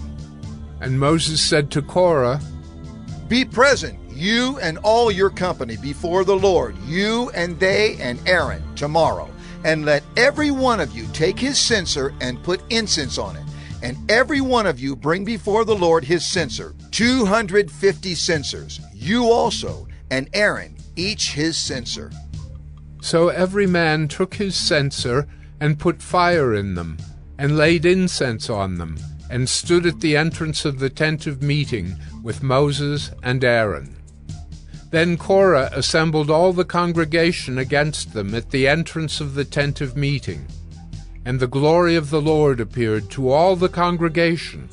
And the Lord spoke to Moses and to Aaron, saying, Separate yourselves from among this congregation, that I may consume them in a moment. And they fell on their faces and said, O God, the God of the spirits of all flesh, shall one man sin, and will you be angry with all the congregation? And the Lord spoke to Moses, saying, Say to the congregation, Get away from the dwelling of Korah, Dathan, and Abiram. Then Moses rose and went to Dathan and Abiram, and the elders of Israel followed him. And he spoke to the congregation, saying, Depart, please, from the tents of these wicked men, and touch nothing of theirs, lest you be swept away with all their sins. So they got away from the dwelling of Korah, Dathan, and Abiram. And Dathan and Abiram came out and stood at the door of their tents, together with their wives, their sons, and their little ones. And Moses said, Hereby you shall know that the Lord has sent me to do all these works, and that it has not been of my own accord. If these men die, as all men die, or if they are visited by the fate of all mankind, then the Lord has not sent me. But if the Lord creates something new, and the ground opens its mouth and swallows them up with all that belongs to them, and they go down alive into Sheol, then you shall know that these men have despised the Lord. And as soon as he had finished speaking all these words, the ground under them split apart, and the earth opened its mouth and swallowed them up, with their households and all the people who belonged to Korah and all their goods. So they and all that belonged to them went down alive into Sheol, and the earth closed over them, and they perished from the midst of the assembly. And all Israel who were around them fled at their cry, for they said, Lest the earth swallow us up! And fire came out from the Lord, and consumed the 250 men offering the incense. Then the Lord spoke to Moses, saying, Tell Eleazar the son of Aaron the priest to take up the censers out of the blaze. Then scatter the fire far and wide, for they have become holy. As for the censers of these men who have sinned at the cost of their lives, let them be made into hammered plates as a covering for the altar. For they offered them before the Lord, and they became holy. Thus they shall be a sign to the people of Israel. So Eleazar the priest took the bronze censers, which those who were burned had offered, and they were hammered out as a covering for the altar, to be a reminder to the people of Israel, so that no outsider who is not of the descendants of Aaron should draw near to burn incense before the Lord, lest he become like Korah and his company, as the Lord said to him through Moses. But on the next day all the congregation of the people of Israel grumbled against Moses and against Aaron, saying, You have killed the people of the Lord! And when the congregation had assembled against Moses and against Aaron, they turned toward the tent of meeting. And behold, the cloud covered it, and the glory of the Lord appeared. And Moses and Aaron came to the front of the tent of meeting. And the Lord spoke to Moses, saying, Get away from the midst of this congregation, that I may consume them in a moment. And they fell on their faces. And Moses said to Aaron, Take your censer and put fire on it from off the altar, and lay incense on it, and carry it quickly to the congregation, and make atonement for them, for wrath has gone out from the Lord. The plague has begun. So Aaron took it as Moses said, and ran into the midst of the assembly. And behold, the plague had already begun among the people. And he put on the incense and made atonement for the people. And he stood between the dead and the living, and the plague was stopped. Now those who died in the plague were 14,700, besides those who died in the affair of Korah. And Aaron returned to Moses at the entrance of the tent of meeting when the plague was stopped.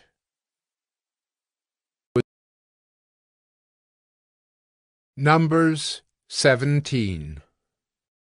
The Lord spoke to Moses, saying, Speak to the people of Israel, and get from them staffs, one for each father's house, from all their chiefs according to their fathers' houses, 12 staffs.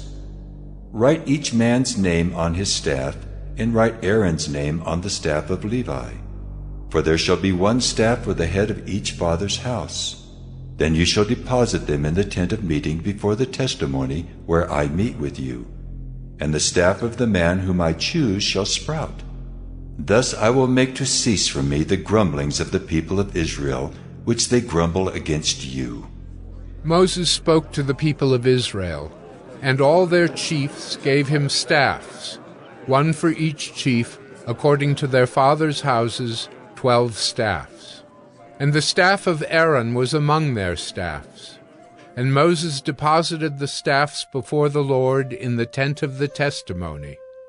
On the next day Moses went into the tent of the testimony, and behold, the staff of Aaron for the house of Levi had sprouted, and put forth buds, and produced blossoms, and it bore ripe almonds. Then Moses brought out all the staffs from before the Lord to all the people of Israel. And they looked, and each man took his staff. And the Lord said to Moses, Put back the staff of Aaron before the testimony, to be kept as a sign for the rebels, that you may make an end of their grumblings against me, lest they die. Thus did Moses. As the Lord commanded him, so he did. And the people of Israel said to Moses, Behold, we perish! We are undone! We are all undone! Everyone who comes near to the tabernacle of the Lord shall die! Are we all to perish? Numbers 18. So the Lord said to Aaron, You and your sons and your father's house with you shall bear iniquity connected with the sanctuary, and you and your sons with you shall bear iniquity connected with your priesthood. And with you bring your brothers also, the tribe of Levi, the tribe of your father, that they may join you and minister to you while you and your sons with you are before the tent of the testimony. They shall keep guard over you and over the whole tent, but shall not come near to the vessels of the sanctuary or to the altar, lest they and you die. They shall join you and keep guard over the tent of meeting for all the service of the tent, and no outsider shall come near you. And you shall keep guard over the sanctuary and over the altar, that there may never again be wrath on the people of Israel. And behold, I have taken your brothers the Levites from among the people of Israel. They are a gift to you, given to the Lord, to do the service of the tent of meeting. And you and your sons with you shall guard your priesthood for all that concerns the altar and that is within the veil, and you shall serve. I give your priesthood as a gift, and any outsider who comes near shall be put to death. Then the Lord spoke to Aaron, Behold, I have given you charge of the contributions made to me, all the consecrated things of the people of Israel. I have given them to you as a portion, and to your sons as a perpetual due. They shall be yours of the most holy things, reserved from the fire, every offering of theirs, every grain offering of theirs, and every sin offering of theirs, and every guilt offering of theirs which they render to me shall be most holy to you and to your sons. In a most holy place shall you eat it. Every male may eat it. It is holy to you. This also is yours, the contribution of their gift, all the wave offerings of the people of Israel. I have given them to you, and to your sons and daughters with you, as a perpetual due. Everyone who is clean in your house may eat it. All the best of the oil, and all the best of the wine and of the grain, The firstfruits of what they give to the Lord I give to you. The first ripe fruits of all that is in their land which they bring to the Lord shall be yours. Everyone who is clean in your house may eat it. Every devoted thing in Israel shall be yours. Everything that opens the womb of all flesh, whether man or beast, which they offer to the Lord, shall be yours.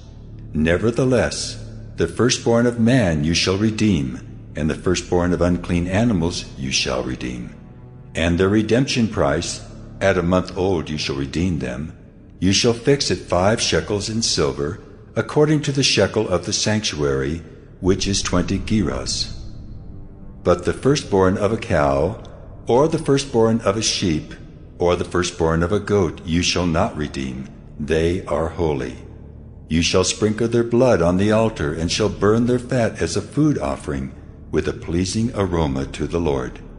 But their flesh shall be yours, as the breast that is waved, and as the right thigh are yours. All the holy contributions that the people of Israel present to the Lord, I give to you and to your sons and daughters with you as a perpetual due. It is a covenant of salt forever before the Lord for you and for your offspring with you. And the Lord said to Aaron, You shall have no inheritance in their land, neither shall you have any portion among them. I am your portion and your inheritance among the people of Israel. To the Levites I have given every tithe in Israel for an inheritance, in return for their service that they do, their service in the tent of meeting. So that the people of Israel do not come near the tent of meeting, lest they bear sin and die. But the Levites shall do the service of the tent of meeting, and they shall bear their iniquity. It shall be a perpetual statute throughout your generations, and among the people of Israel they shall have no inheritance. For the tithe of the people of Israel, which they present as a contribution to the Lord, I have given to the Levites for an inheritance. Therefore I have said of them, that they shall have no inheritance among the people of Israel. And the Lord spoke to Moses, saying, Moreover, you shall speak and say to the Levites, When you take from the people of Israel the tithe that I have given you from them for your inheritance, then you shall present a contribution from it to the Lord, a tithe of the tithe. And your contribution shall be counted to you as though it were the grain of the threshing floor, and as the fullness of the winepress. So you shall also present a contribution to the Lord from all your tithes, which you receive from the people of Israel. And from it you shall give the Lord's contribution to Aaron the priest. Out of all the gifts to you, you shall present every contribution due to the Lord. From each its best part is to be dedicated. Therefore you shall say to them, When you have offered from it the best of it, then the rest shall be counted to the Levites as produce of the threshing floor, and as produce of the winepress, and you may eat it in any place, you and your households, for it is your reward in return for your service in the tent of meeting. And you shall bear no sin by reason of it, when you have contributed the best of it. But you shall not profane the holy things of the people of Israel, lest you die. Numbers 19. Now the Lord spoke to Moses and to Aaron, saying, This is the statute of the law that the Lord has commanded. Tell the people of Israel to bring you a red heifer, without defect, in which there is no blemish, and on which a yoke has never come. And you shall give it to Eleazar the priest, and it shall be taken outside the camp and slaughtered before him. And Eleazar the priest shall take some of its blood with his finger, and sprinkle some of its blood toward the front of the tent of meeting 7 times. And the heifer shall be burned in his sight. Its skin, its flesh, and its blood, with its dung shall be burned. And the priest shall take cedar wood and hyssop and scarlet yarn, and throw them into the fire, burning the heifer. Then the priest shall wash his clothes and bathe his body in water, and afterward he may come into the camp. But the priest shall be unclean until evening. The one who burns the heifer shall wash his clothes in water, and bathe his body in water, and shall be unclean until evening. And a man who is clean shall gather up the ashes of the heifer and deposit them outside the camp in a clean place, and they shall be kept for the water for impurity for the congregation of the people of Israel. It is a sin offering. And the one who gathers the ashes of the heifer shall wash his clothes and be unclean until evening, and this shall be a perpetual statute for the people of Israel, and for the stranger who sojourns among them. Whoever touches the dead body of any person shall be unclean 7 days. He shall cleanse himself with the water on the 3rd day and on the 7th day, and so be clean. But if he does not cleanse himself on the 3rd day and on the 7th day, he will not become clean. Whoever touches a dead person, the body of anyone who has died, and does not cleanse himself, defiles the tabernacle of the Lord, and that person shall be cut off from Israel. Because the water for impurity was not thrown on him, he shall be unclean. His uncleanness is still on him. This is the law when someone dies in a tent.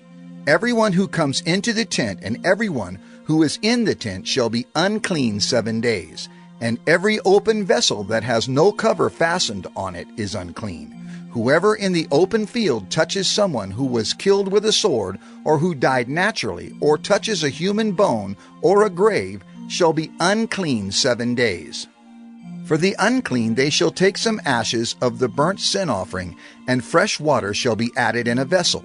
Then a clean person shall take hyssop and dip it in the water and sprinkle it on the tent and on all the furnishings and on the persons who were there and on whoever touched the bone or the slain or the dead or the grave.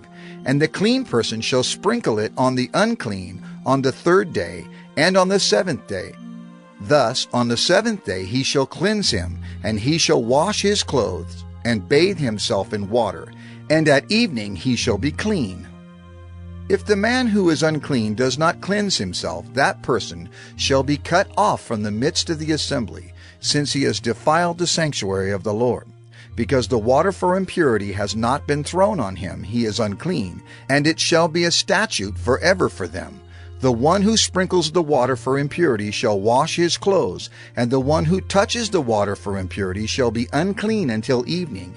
And whatever the unclean person touches shall be unclean, and anyone who touches it shall be unclean until evening. Numbers 20. And the people of Israel, the whole congregation, came into the wilderness of Zin in the 1st month, and the people stayed in Kadesh. And Miriam died there and was buried there. Now there was no water for the congregation, and they assembled themselves together against Moses and against Aaron. And the people quarreled with Moses and said, "Would that we had perished when our brothers perished before the Lord! Why have you brought the assembly of the Lord into this wilderness? That we should die here, both we and our cattle?" And why have you made us come up out of Egypt to bring us to this evil place? It is no place for grain or figs or vines or pomegranates, and there is no water to drink. Then Moses and Aaron went from the presence of the assembly to the entrance of the tent of meeting and fell on their faces. And the glory of the Lord appeared to them. And the Lord spoke to Moses, saying, "Take the staff and assemble the congregation, you and Aaron your brother, and tell the rock before their eyes to yield its water. So you shall bring water out of the rock for them, and give drink to the congregation and their cattle." And Moses took the staff from before the Lord, as he commanded him. Then Moses and Aaron gathered the assembly together before the rock, and he said to them, "Hear now, you rebels, shall we bring water for you out of this rock?" And Moses lifted up his hand and struck the rock with his staff twice, and water came out abundantly, and the congregation drank, and their livestock. And the Lord said to Moses and Aaron, "Because you did not believe in me to uphold me as holy in the eyes of the people of Israel, therefore you shall not bring this assembly into the land that I have given them." These are the waters of Meribah, where the people of Israel quarreled with the Lord, and through them he showed himself holy. Moses sent messengers from Kadesh to the king of Edom. Thus says your brother Israel, you know all the hardship that we have met, how our fathers went down to Egypt, and we lived in Egypt a long time. And the Egyptians dealt harshly with us and our fathers. And when we cried to the Lord, he heard our voice and sent an angel and brought us out of Egypt. And here we are in Kadesh, a city on the edge of your territory. Please let us pass through your land. We will not pass through field or vineyard or drink water from a well. We will go along the king's highway. We will not turn aside to the right hand or to the left until we have passed through your territory. But Edom said to him, You shall not pass through, lest I come out with the sword against you. And the people of Israel said to him, We will go up by the highway, and if we drink of your water, I and my livestock, then I will pay for it. Let me only pass through on foot, nothing more. But he said, You shall not pass through. And Edom came out against them with a large army and with a strong force. Thus Edom refused to give Israel passage through his territory. So Israel turned away from him. And they journeyed from Kadesh, and the people of Israel, the whole congregation, came to Mount Hor. And the Lord said to Moses and Aaron at Mount Hor, on the border of the land of Edom, Let Aaron be gathered to his people, for he shall not enter the land that I have given to the people of Israel, because you rebelled against my command at the waters of Meribah. Take Aaron and Eleazar his son, and bring them up to Mount Hor, and strip Aaron of his garments, and put them on Eleazar his son, and Aaron shall be gathered to his people, and shall die there. Moses did as the Lord commanded, and they went up Mount Hor in the sight of all the congregation. And Moses stripped Aaron of his garments, and put them on Eleazar his son. And Aaron died there on the top of the mountain. Then Moses and Eleazar came down from the mountain, and when all the congregation saw that Aaron had perished, all the house of Israel wept for Aaron 30 days. Numbers 21. When the Canaanite, the king of Arad, who lived in the Negeb, heard that Israel was coming by the way of Atharim, he fought against Israel, and took some of them captive. And Israel vowed a vow to the Lord, and said, If you will indeed give this people into my hand, then I will devote their cities to destruction. And the Lord heeded the voice of Israel, and gave over the Canaanites, and they devoted them and their cities to destruction. So the name of the place was called Hormah. From Mount Hor they set out by the way to the Red Sea, to go around the land of Edom. And the people became impatient on the way, and the people spoke against God and against Moses. Why have you brought us up out of Egypt to die in the wilderness? For there is no food and no water, and we loathe this worthless food.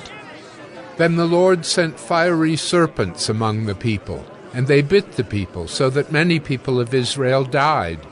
And the people came to Moses and said, We have sinned, for we have spoken against the Lord and against you. Pray to the Lord that he take away the serpents from us.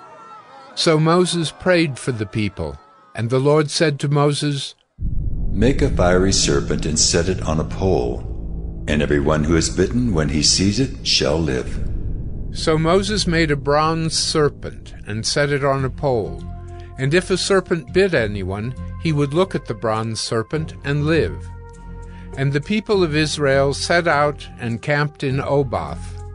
And they set out from Oboth and camped at Abarim in the wilderness that is opposite Moab toward the sunrise. From there they set out and camped in the valley of Zered. From there they set out and camped on the other side of the Arnon, which is in the wilderness that extends from the border of the Amorites. For the Arnon is the border of Moab, between Moab and the Amorites. Therefore it is said in the book of the wars of the Lord, Waheb and Suphah, and the valleys of the Arnon, and the slope of the valleys that extends to the seat of Ar, and leans to the border of Moab. And from there they continued to Beer, that is the well of which the Lord said to Moses, Gather the people together, so that I may give them water. Then Israel sang this song. Spring up, O well, sing to it, the well that the princes made, that the nobles of the people dug, with the scepter and with their staffs. And from the wilderness they went on to Mattanah, and from Mattanah to Nahaliel, and from Nahaliel to Bamoth, and from Bamoth to the valley lying in the region of Moab, by the top of Pisgah that looks down on the desert. Then Israel sent messengers to Sihon, king of the Amorites, saying, Let me pass through your land.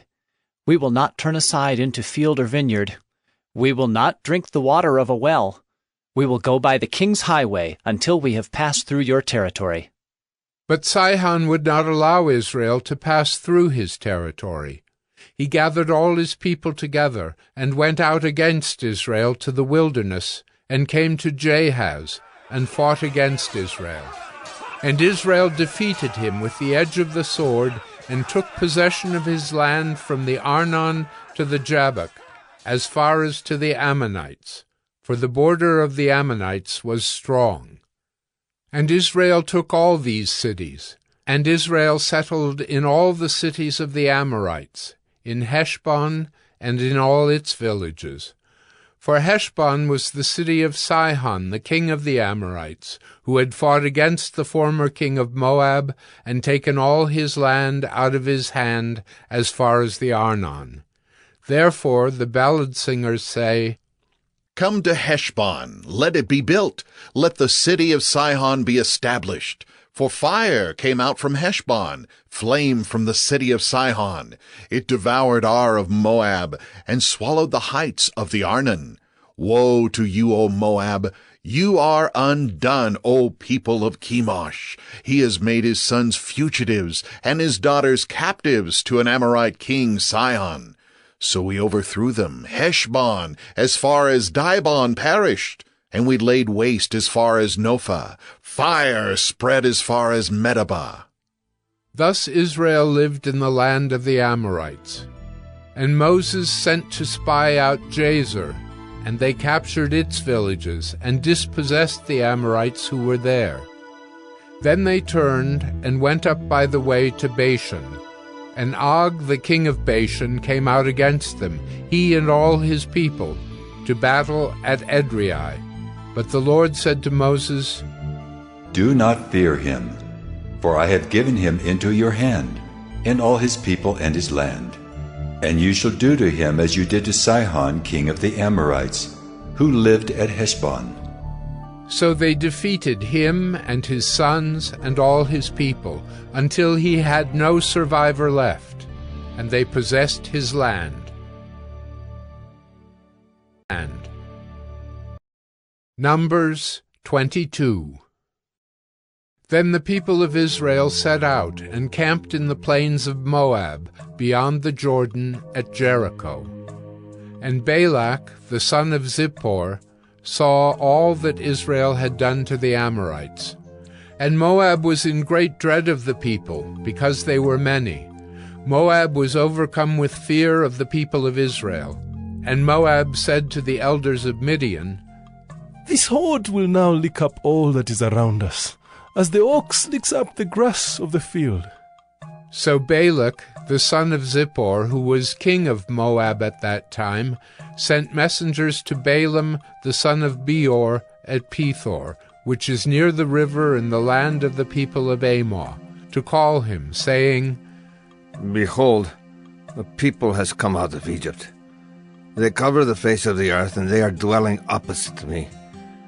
Come now, curse this people for me, since they are too mighty for me. Perhaps I shall be able to defeat them and drive them from the land, for I know that he whom you bless is blessed, and he whom you curse is cursed. So the elders of Moab and the elders of Midian departed with the fees for divination in their hand. And they came to Balaam, and gave him Balak's message. And he said to them, Lodge here tonight, and I will bring back word to you, as the Lord speaks to me. So the princes of Moab stayed with Balaam. And God came to Balaam and said, Who are these men with you? And Balaam said to God, Balak, the son of Zippor, king of Moab, has sent to me, saying, Behold, a people has come out of Egypt, and it covers the face of the earth. Now come, curse them for me. Perhaps I shall be able to fight against them and drive them out.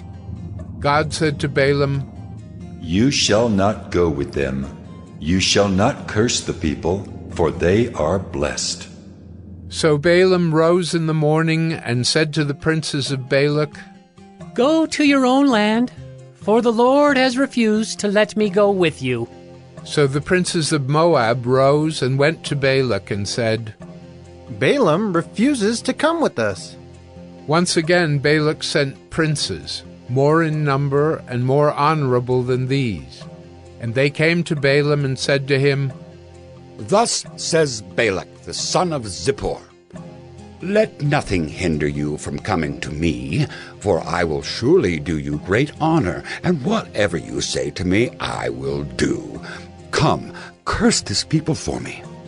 But Balaam answered and said to the servants of Balak, Though Balak were to give me his house full of silver and gold, I could not go beyond the command of the Lord my God, to do less or more.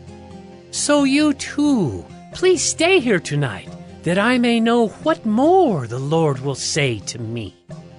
And God came to Balaam at night and said to him, If the men have come to call you, rise, go with them, but only do what I tell you. So Balaam rose in the morning and saddled his donkey and went with the princes of Moab. But God's anger was kindled because he went, and the angel of the Lord took his stand in the way as his adversary. Now he was riding on the donkey, and his 2 servants were with him. And the donkey saw the angel of the Lord standing in the road with a drawn sword in his hand. And the donkey turned aside out of the road and went into the field. And Balaam struck the donkey to turn her into the road. Then the angel of the Lord stood in a narrow path between the vineyards, with a wall on either side. And when the donkey saw the angel of the Lord, she pushed against the wall, and pressed Balaam's foot against the wall. So he struck her again. Then the angel of the Lord went ahead and stood in a narrow place, where there was no way to turn either to the right or to the left. When the donkey saw the angel of the Lord, she lay down under Balaam, and Balaam's anger was kindled, and he struck the donkey with his staff. Then the Lord opened the mouth of the donkey, and she said to Balaam, What have I done to you, that you have struck me these 3 times? And Balaam said to the donkey, Because you have made a fool of me, I wish I had a sword in my hand, for then I would kill you.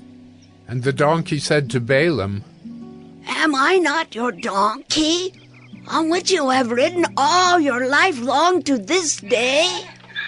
Is it my habit to treat you this way? And he said, No. Then the Lord opened the eyes of Balaam, and he saw the angel of the Lord standing in the way, with his drawn sword in his hand. And he bowed down and fell on his face. And the angel of the Lord said to him, Why have you struck your donkey these 3 times? Behold, I have come out to oppose you, because your way is perverse before me. The donkey saw me and turned aside before me these 3 times. If she had not turned aside from me, surely just now I would have killed you and let her live. Then Balaam said to the angel of the Lord, I have sinned, for I did not know that you stood in the road against me. Now therefore, if it is evil in your sight, I will turn back. And the angel of the Lord said to Balaam, Go with the men, but speak only the word that I tell you. So Balaam went on with the princes of Balak. When Balak heard that Balaam had come, he went out to meet him at the city of Moab, on the border formed by the Arnon, at the extremity of the border. And Balak said to Balaam, Did I not send to you to call you? Why did you not come to me? Am I not able to honor you? Balaam said to Balak, Behold, I have come to you. Have I now any power of my own to speak anything? The word that God puts in my mouth, that must I speak. Then Balaam went with Balak, and they came to Kiriath-Huzoth. And Balak sacrificed oxen and sheep, and sent for Balaam and for the princes who were with him. And in the morning Balak took Balaam, and brought him up to Bamoth Baal, and from there he saw a fraction of the people. Numbers 23. And Balaam said to Balak, Build for me here 7 altars, and prepare for me here 7 bulls and 7 rams. Balak did as Balaam had said, and Balak and Balaam offered on each altar a bull and a ram. And Balaam said to Balak, Stand beside your burnt offering, and I will go. Perhaps the Lord will come to meet me, and whatever he shows me, I will tell you. And he went to a bare height, and God met Balaam. And Balaam said to him, I have arranged the 7 altars, and I have offered on each altar a bull and a ram.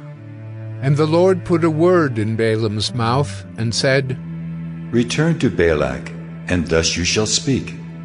And he returned to him, and behold, he and all the princes of Moab were standing beside his burnt offering. And Balaam took up his discourse and said, From Aram Balak has brought me, the king of Moab, from the eastern mountains. Come, curse Jacob for me, and come, denounce Israel. How can I curse whom God has not cursed? How can I denounce whom the Lord has not denounced? For from the top of the crags I see him, from the hills I behold him. Behold, a people dwelling alone, and not counting itself among the nations. Who can count the dust of Jacob, or number the 4th part of Israel? Let me die the death of the upright, and let my end be like his. And Balak said to Balaam, What have you done to me? I took you to curse my enemies, and behold, you have done nothing but bless them. And he answered and said, Must I not take care to speak what the Lord puts in my mouth? And Balak said to him, Please come with me to another place, from which you may see them. You shall see only a fraction of them, and shall not see them all. Then curse them for me from there. And he took him to the field of Zophim, to the top of Pisgah, and built 7 altars, and offered a bull and a ram on each altar. Balaam said to Balak, Stand here beside your burnt offering, while I meet the Lord over there. And the Lord met Balaam, and put a word in his mouth, and said, Return to Balak, and thus shall you speak. And he came to him, and behold, he was standing beside his burnt offering, and the princes of Moab with him. And Balak said to him, What has the Lord spoken? And Balaam took up his discourse and said, Rise, Balak, and hear. Give ear to me, O son of Zippor. God is not man, that he should lie, or a son of man, that he should change his mind. Has he said, and will he not do it? Or has he spoken, and will he not fulfill it? Behold, I received a command to bless. He has blessed, and I cannot revoke it. He has not beheld misfortune in Jacob, nor has he seen trouble in Israel. The Lord their God is with them, and the shout of a king is among them. God brings them out of Egypt, and is for them like the horns of the wild ox. For there is no enchantment against Jacob, no divination against Israel. Now it shall be said of Jacob and Israel, what has God wrought? Behold, a people! As a lioness it rises up, and as a lion it lifts itself. It does not lie down until it has devoured the prey and drunk the blood of the slain. And Balak said to Balaam, Do not curse them at all, and do not bless them at all. But Balaam answered Balak, Did I not tell you? All that the Lord says, that I must do. And Balak said to Balaam, Come now, I will take you to another place. Perhaps it will please God that you may curse them for me from there. So Balak took Balaam to the top of Peor, which overlooks the desert.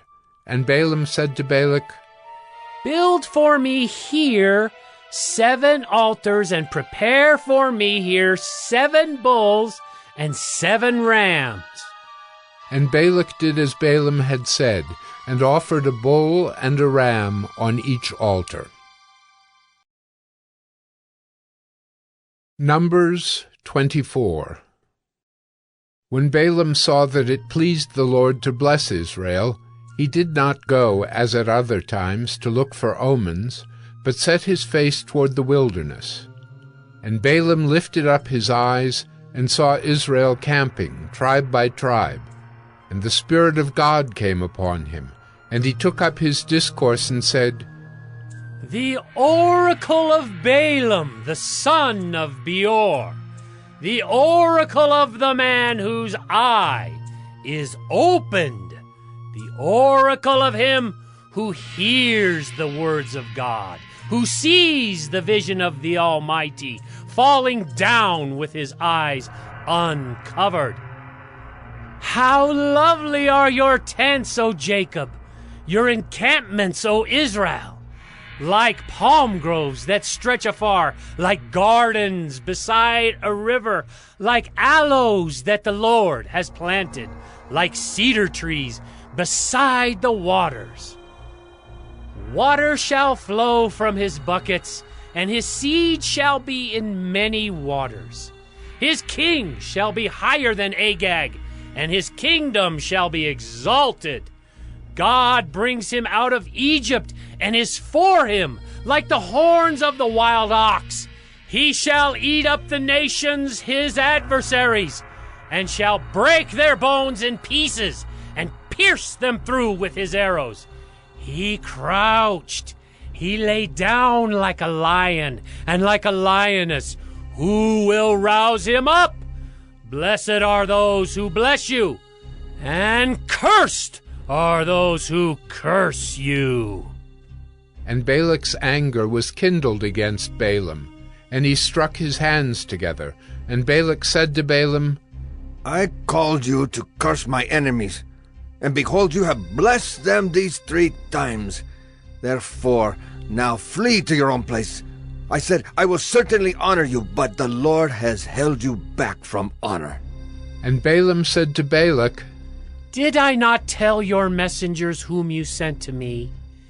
If Balak should give me his house full of silver and gold, I would not be able to go beyond the word of the Lord, to do either good or bad of my own will. What the Lord speaks, that will I speak. And now, behold, I am going to my people. Come, I will let you know what this people will do to your people in the latter days. And he took up his discourse and said, The oracle of Balaam, the son of Beor, the oracle of the man whose eye is opened, the oracle of him who hears the words of God, and knows the knowledge of the Most High, who sees the vision of the Almighty falling down with his eyes uncovered. I see him, but not now. I behold him, but not near. A star shall come out of Jacob, and a scepter shall rise out of Israel. It shall crush the forehead of Moab, and break down all the sons of Sheth. Edom shall be dispossessed, Seir also. His enemies shall be dispossessed.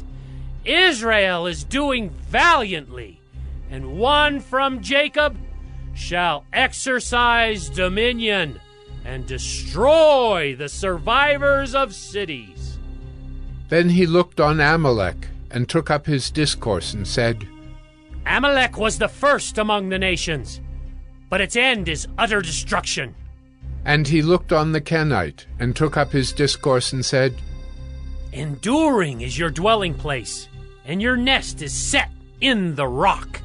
Nevertheless, Cain shall be burned when Asher takes you away captive. And he took up his discourse and said, Alas, who shall live when God does this? But ships shall come from Kittim, and shall afflict Asher and Eber, and he too shall come to utter destruction. Then Balaam rose and went back to his place, and Balak also went his way. Numbers 25. While Israel lived in Shittim, the people began to whore with the daughters of Moab. These invited the people to the sacrifices of their gods, and the people ate and bowed down to their gods. So Israel yoked himself to Baal of Peor. And the anger of the Lord was kindled against Israel. And the Lord said to Moses, Take all the chiefs of the people, and hang them in the sun before the Lord, that the fierce anger of the Lord may turn away from Israel. And Moses said to the judges of Israel, Each of you kill those of his men who have yoked themselves to Baal of Peor. And behold, one of the people of Israel came and brought a Midianite woman to his family, in the sight of Moses and in the sight of the whole congregation of the people of Israel, while they were weeping in the entrance of the tent of meeting. When Phinehas, the son of Eleazar, son of Aaron the priest, saw it, he rose and left the congregation and took a spear in his hand, and went after the man of Israel into the chamber and pierced both of them, the man of Israel and the woman, through her belly. Thus the plague on the people of Israel was stopped. Nevertheless, those who died by the plague were 24,000. And the Lord said to Moses, Phinehas, the son of Eleazar, son of Aaron the priest, has turned back my wrath from the people of Israel, in that he was jealous with my jealousy among them, so that I did not consume the people of Israel in my jealousy. Therefore say, Behold, I give to him my covenant of peace, and it shall be to him and to his descendants after him the covenant of a perpetual priesthood, because he was jealous for his God, and made atonement for the people of Israel. The name of the slain man of Israel, who was killed with the Midianite woman, was Zimri, the son of Salu, chief of a father's house belonging to the Simeonites.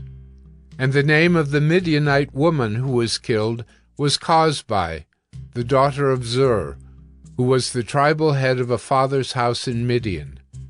And the Lord spoke to Moses, saying, Harass the Midianites, and strike them down, for they have harassed you with their wiles, with which they beguiled you in the matter of Peor, and in the matter of Cosbi, the daughter of the chief of Midian, their sister who was killed on the day of the plague on account of Peor.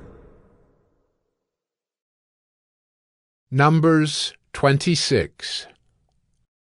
After the plague, the Lord said to Moses and to Eleazar the son of Aaron the priest, Take a census of all the congregation of the people of Israel, from 20 years old and upward by their fathers' houses, all in Israel who are able to go to war. And Moses and Eleazar the priest spoke with them in the plains of Moab, by the Jordan at Jericho, saying, Take a census of the people from 20 years old and upward. as the Lord commanded Moses. The people of Israel who came out of the land of Egypt were Reuben, the firstborn of Israel. The sons of Reuben, of Hanok, the clan of the Hanokites, of Palu, the clan of the Paluites, of Hezron, the clan of the Hezronites, of Carmi, the clan of the Carmites. These are the clans of the Reubenites, and those listed were 43,730. And the sons of Palu, Eliab. The sons of Eliab, Nemuel, Dathan, and Abiram. These are the Dathan and Abiram chosen from the congregation who contended against Moses and Aaron in the company of Korah, when they contended against the Lord, and the earth opened its mouth and swallowed them up together with Korah, when that company died, when the fire devoured 250 men, and they became a warning. But the sons of Korah did not die. The sons of Simeon according to their clans. Of Nemuel, the clan of the Nemulites. Of Jamin, the clan of the Jaminites. Of Jachin, the clan of the Jachinites. Of Zerah, the clan of the Zerahites. Of Shaul, the clan of the Shaulites. These are the clans of the Simeonites, 22,200. The sons of Gad, according to their clans. Of Zephon, the clan of the Zephonites. Of Haggi, the clan of the Haggites. Of Shunai, the clan of the Shunites. Of Ozni, the clan of the Oznites. Of Eri, the clan of the Erites. Of Arod, the clan of the Arodites. Of Areli, the clan of the Arelites. These are the clans of the sons of Gad, as they were listed, 40,500. The sons of Judah were and Onan, and and Onan died in the land of Canaan. And the sons of Judah, according to their clans, were of Shelah, the clan of the Shelonites. Of Perez, the clan of the Perizzites. Of Zerah, the clan of the Zerahites. And the sons of Perez were of Hezron, the clan of the Hezronites. Of Hamel, the clan of the Hamelites. These are the clans of Judah as they were listed, 76,500.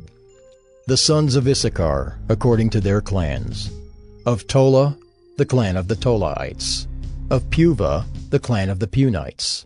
Of Jashub, the clan of the Jashubites. Of Shimron, the clan of the Shimronites. These are the clans of Issachar as they were listed, 64,300. The sons of Zebulun, according to their clans. Of Sered, the clan of the Seredites. Of Elon, the clan of the Elonites. Of Jaleel, the clan of the Jaleelites. These are the clans of the Zebulunites as they were listed, 60,500. The sons of Joseph, according to their clans. Manasseh and Ephraim. The sons of Manasseh.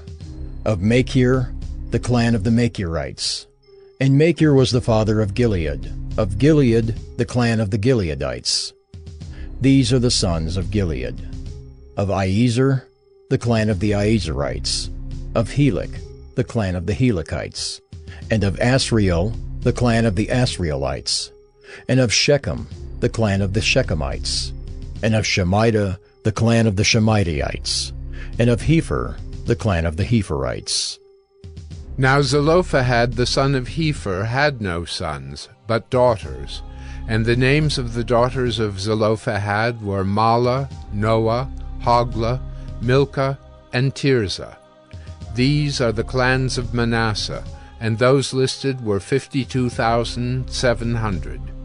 These are the sons of Ephraim, according to their clans. Of Shuthelah, the clan of the Shuthelahites. Of Becher, the clan of the Becherites. Of Tahan, the clan of the Tahanites. And these are the sons of Shuthelah. Of Iran, the clan of the Iranites. These are the clans of the sons of Ephraim, as they were listed, 32,500. These are the sons of Joseph, according to their clans. The sons of Benjamin, according to their clans. Of Bela, the clan of the Belaites. Of Ashbel, the clan of the Ashbelites. Of Ahiram, the clan of the Ahiramites. Of Shephupham, the clan of the Shephuphamites. Of Hupham, the clan of the Huphamites. And the sons of Bela were Ard and Naaman. Of Ard, the clan of the Ardites. Of Naaman, the clan of the Naamites. These are the sons of Benjamin according to their clans, and those listed were 45,600.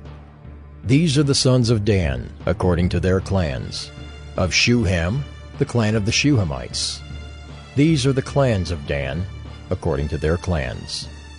All the clans of the Shuhamites, as they were listed, were 64,400. The sons of Asher according to their clans. Of Imnah, the clan of the Imnites. Of Ishvi, the clan of the Ishvites. Of Beriah, the clan of the Beriites. Of the sons of Beriah, of Heber, the clan of the Heberites. Of Malchiel, the clan of the Malchielites. And the name of the daughter of Asher was Serah. These are the clans of the sons of Asher as they were listed, 53,400. The sons of Naphtali according to their clans. Of Jaziel, the clan of the Jazielites. Of Guni, the clan of the Gunites. Of Jezer, the clan of the Jezerites. Of Shillem, the clan of the Shillemites. These are the clans of Naphtali according to their clans, and those listed were 45,400. This was the list of the people of Israel, 601,730. The Lord spoke to Moses, saying, Among these the land shall be divided for inheritance according to the number of names. To a large tribe you shall give a large inheritance, and to a small tribe you shall give a small inheritance. Every tribe shall be given its inheritance in proportion to its list. But the land shall be divided by lot. According to the names of the tribes of their fathers they shall inherit. Their inheritance shall be divided according to lot between the larger and the smaller. This was the list of the Levites according to their clans. Of Gershon, the clan of the Gershonites. Of Kohath, the clan of the Kohathites. Of Merari, the clan of the Merarites. These are the clans of Levi. The clan of the Libnites, the clan of the Hebronites, the clan of the Malites, the clan of the Mushites, the clan of the Korahites. And Kohath was the father of Amram. The name of Amram's wife was Jochebed, the daughter of Levi, who was born to Levi in Egypt. And she bore to Amram Aaron and Moses and Miriam their sister. And to Aaron were born Nadab, Abihu, Eleazar, and Ithamar. But Nadab and Abihu died when they offered unauthorized fire before the Lord. And those listed were 23,000, every male from a month old and upward. For they were not listed among the people of Israel, because there was no inheritance given to them among the people of Israel. These were those listed by Moses and Eleazar the priest, who listed the people of Israel in the plains of Moab by the Jordan at Jericho. But among these there was not one of those listed by Moses and Aaron the priest, who had listed the people of Israel in the wilderness of Sinai. For the Lord had said of them, They shall die in the wilderness. Not one of them was left, except Caleb the son of Jephunneh, and Joshua the son of Nun.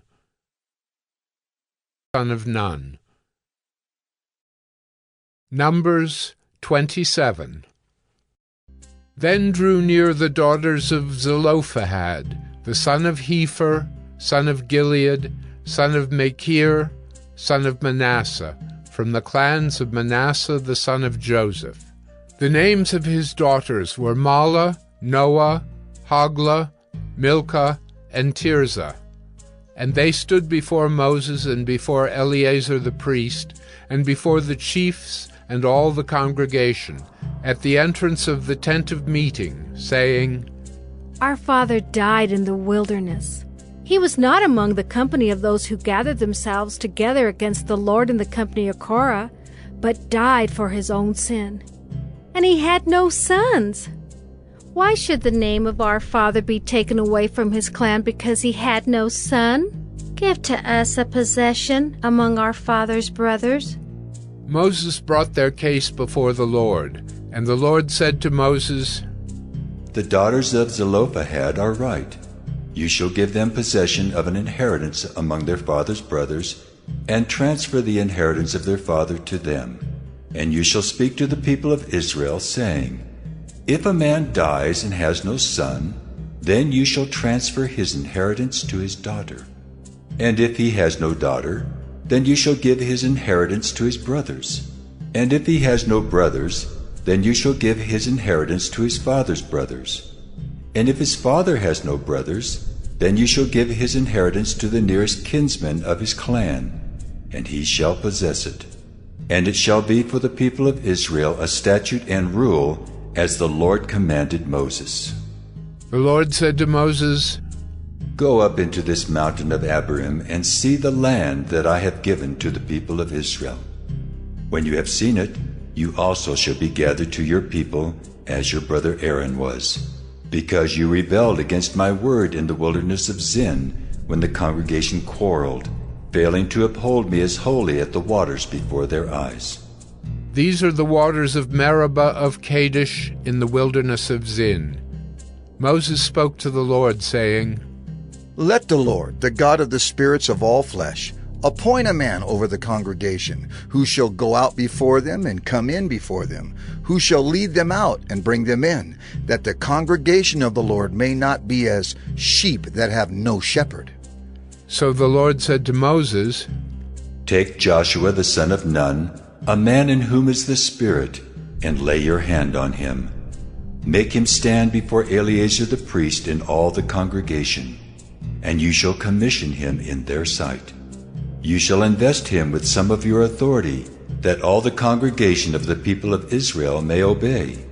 And he shall stand before Eleazar the priest, who shall inquire for him by the judgment of the Urim before the Lord. At his word they shall go out, and at his word they shall come in, both he and all the people of Israel with him, the whole congregation. And Moses did as the Lord commanded him. He took Joshua and made him stand before Eleazar the priest and the whole congregation. And he laid his hands on him and commissioned him as the Lord directed through Moses. Numbers 28.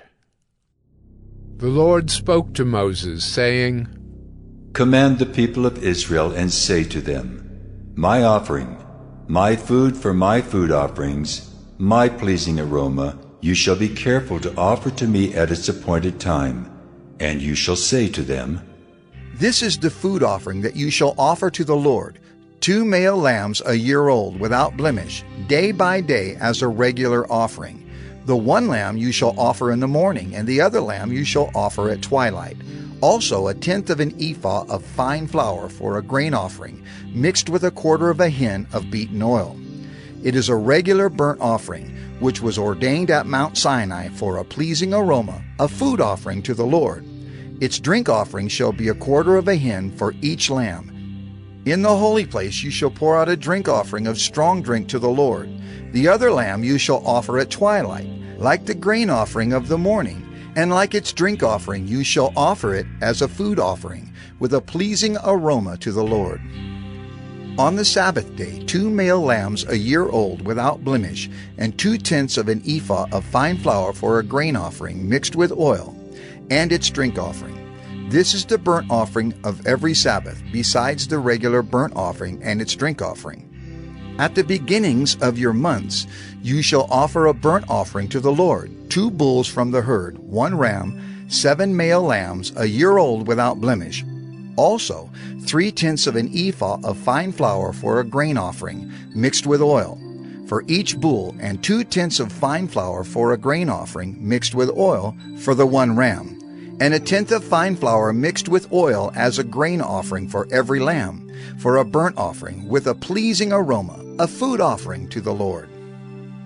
Their drink offerings shall be half a hin of wine for a bull, a third of a hin for a ram, and a quarter of a hin for a lamb. This is the burnt offering of each month throughout the months of the year. Also 1 male goat for a sin offering to the Lord. It shall be offered besides the regular burnt offering and its drink offering. On the 14th day of the first month is the Lord's Passover, and on the 15th day of this month is a feast. 7 days shall unleavened bread be eaten. On the first day there shall be a holy convocation. You shall not do any ordinary work, but offer a food offering, a burnt offering to the Lord, 2 bulls from the herd, 1 ram, and 7 male lambs a year old. See that they are without blemish. Also their grain offering of fine flour mixed with oil, 3/10 of an ephah shall you offer for a bull, and 2/10 for a ram. 1/10 shall you offer for each of the 7 lambs. Also 1 male goat for a sin offering, to make atonement for you. You shall offer these besides the burnt offering of the morning, which is for a regular burnt offering. In the same way you shall offer daily for 7 days the food of a food offering with a pleasing aroma to the Lord. It shall be offered besides the regular burnt offering and its drink offering. And on the 7th day you shall have a holy convocation. You shall not do any ordinary work. On the day of the first fruits, when you offer a grain offering of new grain to the Lord at your feast of weeks, you shall have a holy convocation. You shall not do any ordinary work, but offer a burnt offering with a pleasing aroma to the Lord. 2 bulls from the herd, 1 ram, 7 male lambs a year old, also their grain offering of fine flour mixed with oil. 3/10 of an ephah for each bull, 2/10 for 1 ram, 1/10 for each of the 7 lambs, with 1 male goat to make atonement for you. Besides the regular burnt offering and its grain offering, you shall offer them and their drink offering. See that they are without blemish. Numbers 29. On the first day of the 7th month you shall have a holy convocation. You shall not do any ordinary work. It is a day for you to blow the trumpets, and you shall offer a burnt offering for a pleasing aroma to the Lord. 1 bull from the herd, 1 ram, 7 male lambs a year old without blemish. Also their grain offering of fine flour mixed with oil, 3/10 of an ephah for the bull, 2/10 for the ram, and 1/10 for each of the 7 lambs, with 1 male goat for a sin offering to make atonement for you. Besides the burnt offering of the new moon and its grain offering, and the regular burnt offering and its grain offering and their drink offering, according to the rule for them, for a pleasing aroma, a food offering to the Lord. On the 10th day of this 7th month you shall have a holy convocation, and afflict yourselves. You shall do no work, but you shall offer a burnt offering to the Lord, a pleasing aroma, 1 bull from the herd, 1 ram, 7 male lambs a year old. See that they are without blemish, and their grain offering shall be of fine flour mixed with oil, 3/10 of an ephah for the bull, 2/10 for the 1 ram, 1/10 for each of the 7 lambs, also 1 male goat for a sin offering, besides the sin offering of atonement, and the regular burnt offering and its grain offering and their drink offerings. On the 15th day of the 7th month you shall have a holy convocation. You shall not do any ordinary work, and you shall keep a feast to the Lord 7 days. And you shall offer a burnt offering, a food offering, with a pleasing aroma to the Lord. 13 bulls from the herd, 2 rams, 14 male lambs a year old. They shall be without blemish, and their grain offering of fine flour mixed with oil, 3/10 of an ephah for each of the 13 bulls, 2/10 for each of the 2 rams, and 1/10 for each of the 14 lambs. Also 1 male goat for a sin offering, besides the regular burnt offering, its grain offering, and its drink offering. On the 2nd day 12 bulls from the herd, 2 rams, 14 male lambs a year old without blemish, with the grain offering and the drink offerings for the bulls, for the rams, and for the lambs, in the prescribed quantities. Also 1 male goat for a sin offering, besides the regular burnt offering, and its grain offering, and their drink offerings. On the 3rd day 11 bulls, 2 rams, 14 male lambs a year old without blemish, with the grain offering and the drink offerings for the bulls, for the rams, and for the lambs, in the prescribed quantities. Also 1 male goat for a sin offering, besides the regular burnt offering and its grain offering and its drink offering. On the 4th day, 10 bulls, 2 rams, 14 male lambs a year old without blemish, with the grain offering and the drink offerings for the bulls, for the rams, and for the lambs in the prescribed quantities. Also 1 male goat for a sin offering, besides the regular burnt offering, its grain offering, and its drink offering. On the 5th day, 9 bulls, 2 rams, 14 male lambs a year old without blemish, with the grain offering and the drink offerings for the bulls, for the rams, and for the lambs in the prescribed quantities. Also 1 male goat for a sin offering, besides the regular burnt offering and its grain offering and its drink offering. On the 6th day, 8 bulls, 2 rams, 14 male lambs a year old without blemish, with the grain offering and the drink offerings for the bulls, for the rams, and for the lambs in the prescribed quantities. Also 1 male goat for a sin offering, besides the regular burnt offering, its grain offering, and its drink offerings.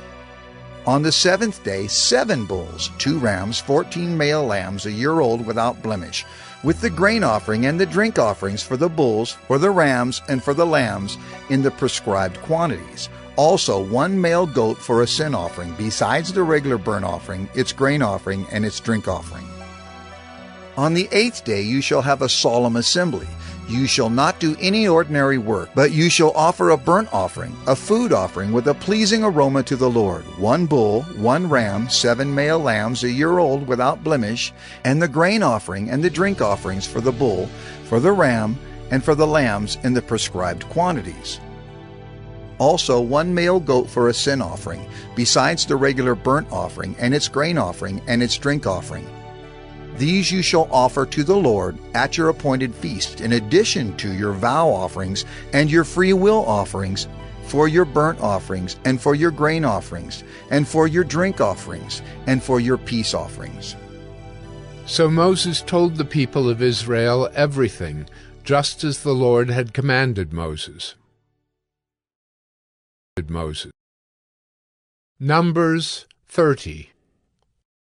Moses spoke to the heads of the tribes of the people of Israel, saying, This is what the Lord has commanded. If a man vows a vow to the Lord, or swears an oath to bind himself by a pledge, he shall not break his word. He shall do according to all that proceeds out of his mouth. If a woman vows a vow to the Lord, and binds herself by a pledge while within her father's house in her youth, and her father hears of her vow and of her pledge by which she has bound herself, and says nothing to her, then all her vows shall stand, and every pledge by which she has bound herself shall stand. But if her father opposes her on the day that he hears of it, no vow of hers, no pledge by which she has bound herself shall stand, and the Lord will forgive her, because her father opposed her. If she marries a husband while under her vows, or any thoughtless utterance of her lips by which she has bound herself, and her husband hears of it and says nothing to her on the day that he hears, then her vows shall stand, and her pledges by which she has bound herself shall stand.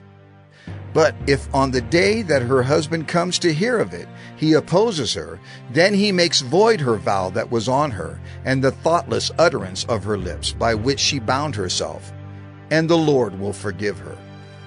But any vow of a widow or of a divorced woman, anything by which she has bound herself shall stand against her. And if she vowed in her husband's house, or bound herself by a pledge with an oath, and her husband heard of it and said nothing to her, and did not oppose her, then all her vows shall stand, and every pledge by which she bound herself shall stand. But if her husband makes them null and void on the day that he hears them, then whatever proceeds out of her lips concerning her vows, or concerning her pledge of herself, shall not stand. Her husband has made them void, and the Lord will forgive her. Any vow and any binding oath to afflict herself, her husband may establish, or her husband may make void. But if her husband says nothing to her from day to day, then he establishes all her vows, or all her pledges that are upon her. He has established them, because he said nothing to her on the day that he heard of them. But if he makes them null and void after he has heard of them, then he shall bear her iniquity. These are the statutes that the Lord commanded Moses about a man and his wife, and about a father and his daughter while she is in her youth within her father's house. Numbers 31. The Lord spoke to Moses, saying, Avenge the people of Israel on the Midianites. Afterward you shall be gathered to your people. So Moses spoke to the people, saying, Arm men from among you for the war, that they may go against Midian, to execute the Lord's vengeance on Midian. You shall send 1,000 from each of the tribes of Israel to the war. So there were provided out of the thousands of Israel 1,000 from each tribe, 12,000 armed for war. And Moses sent them to the war, 1,000 from each tribe, together with Phinehas, the son of Eleazar the priest, with the vessels of the sanctuary and the trumpets for the alarm in his hand. They warred against Midian, as the Lord commanded Moses, and killed every male. They killed the kings of Midian with the rest of their slain, Evi, Rechem, Zur, Hur, and Reba, the 5 kings of Midian. And they also killed Balaam the son of Beor with the sword. And the people of Israel took captive the women of Midian and their little ones, and they took as plunder all their cattle, their flocks, and all their goods. All their cities in the places where they lived, and all their encampments, they burned with fire, and took all the spoil and all the plunder, both of man and of beast. Then they brought the captives and the plunder and the spoil to Moses, and to Eleazar the priest, and to the congregation of the people of Israel, at the camp on the plains of Moab by the Jordan at Jericho. Moses and Eleazar the priest and all the chiefs of the congregation went to meet them outside the camp. And Moses was angry with the officers of the army, the commanders of thousands and the commanders of hundreds, who had come from service in the war. Moses said to them, Have you let all the women live? Behold, these, on Balaam's advice, caused the people of Israel to act treacherously against the Lord in the incident of Peor. And so the plague came among the congregation of the Lord. Now therefore, kill every male among the little ones, and kill every woman who has known man by lying with him.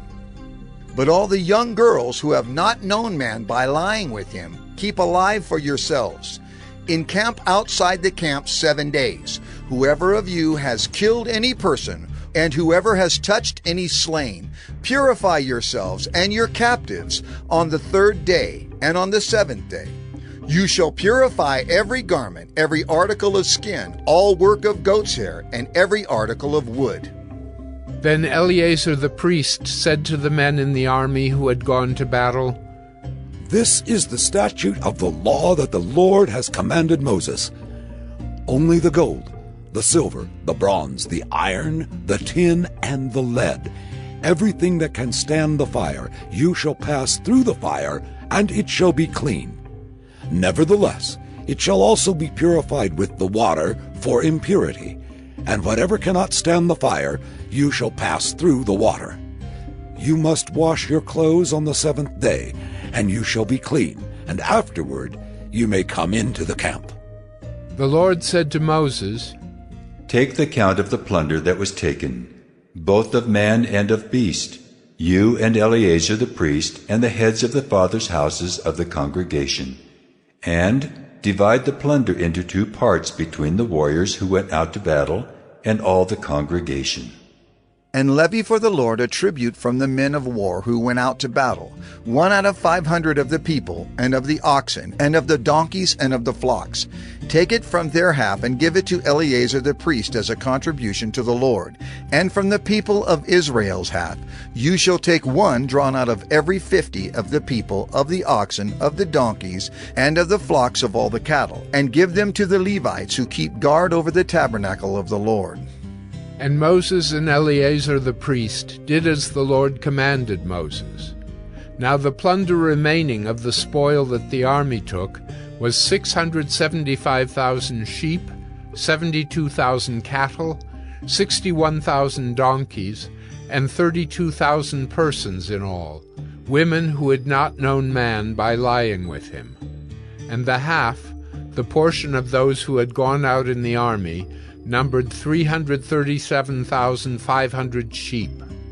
And the Lord's tribute of sheep was 675. The cattle were 36,000, of which the Lord's tribute was 72. The donkeys were 30,500, of which the Lord's tribute was 61. The persons were 16,000, of which the Lord's tribute was 32 persons.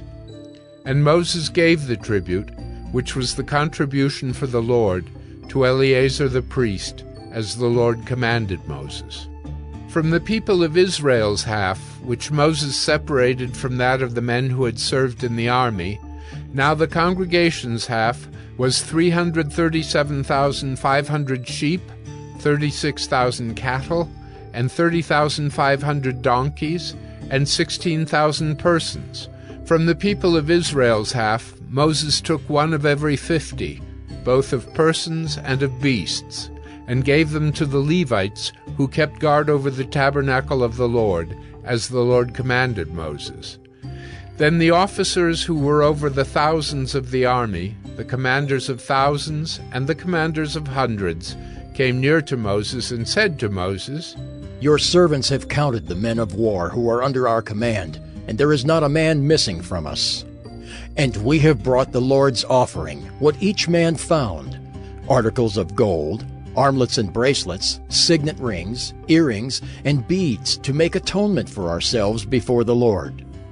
And Moses and Eleazar the priest received from them the gold, all crafted articles, and all the gold of the contribution that they presented to the Lord, from the commanders of thousands and the commanders of hundreds, was 16,750 shekels.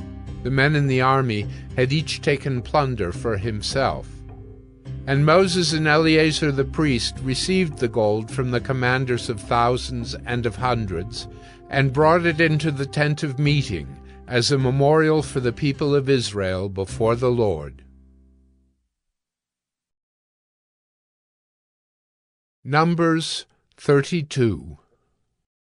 Now the people of Reuben and the people of Gad had a very great number of livestock, and they saw the land of Jazer and the land of Gilead, and behold, the place was a place for livestock. So the people of Gad and the people of Reuben came and said to Moses and to Eleazar the priest and to the chiefs of the congregation, Adaroth, Dibon, Jazer, Nimrah, Heshbon, Elealeh, Sebam, Nebo, and Beon, the land that the Lord struck down before the congregation of Israel, is a land for livestock, and your servants have livestock. And they said, "If we have found favor in your sight, let this land be given to your servants for a possession. Do not take us across the Jordan." But Moses said to the people of Gad and to the people of Reuben, "Shall your brothers go to the war while you sit here?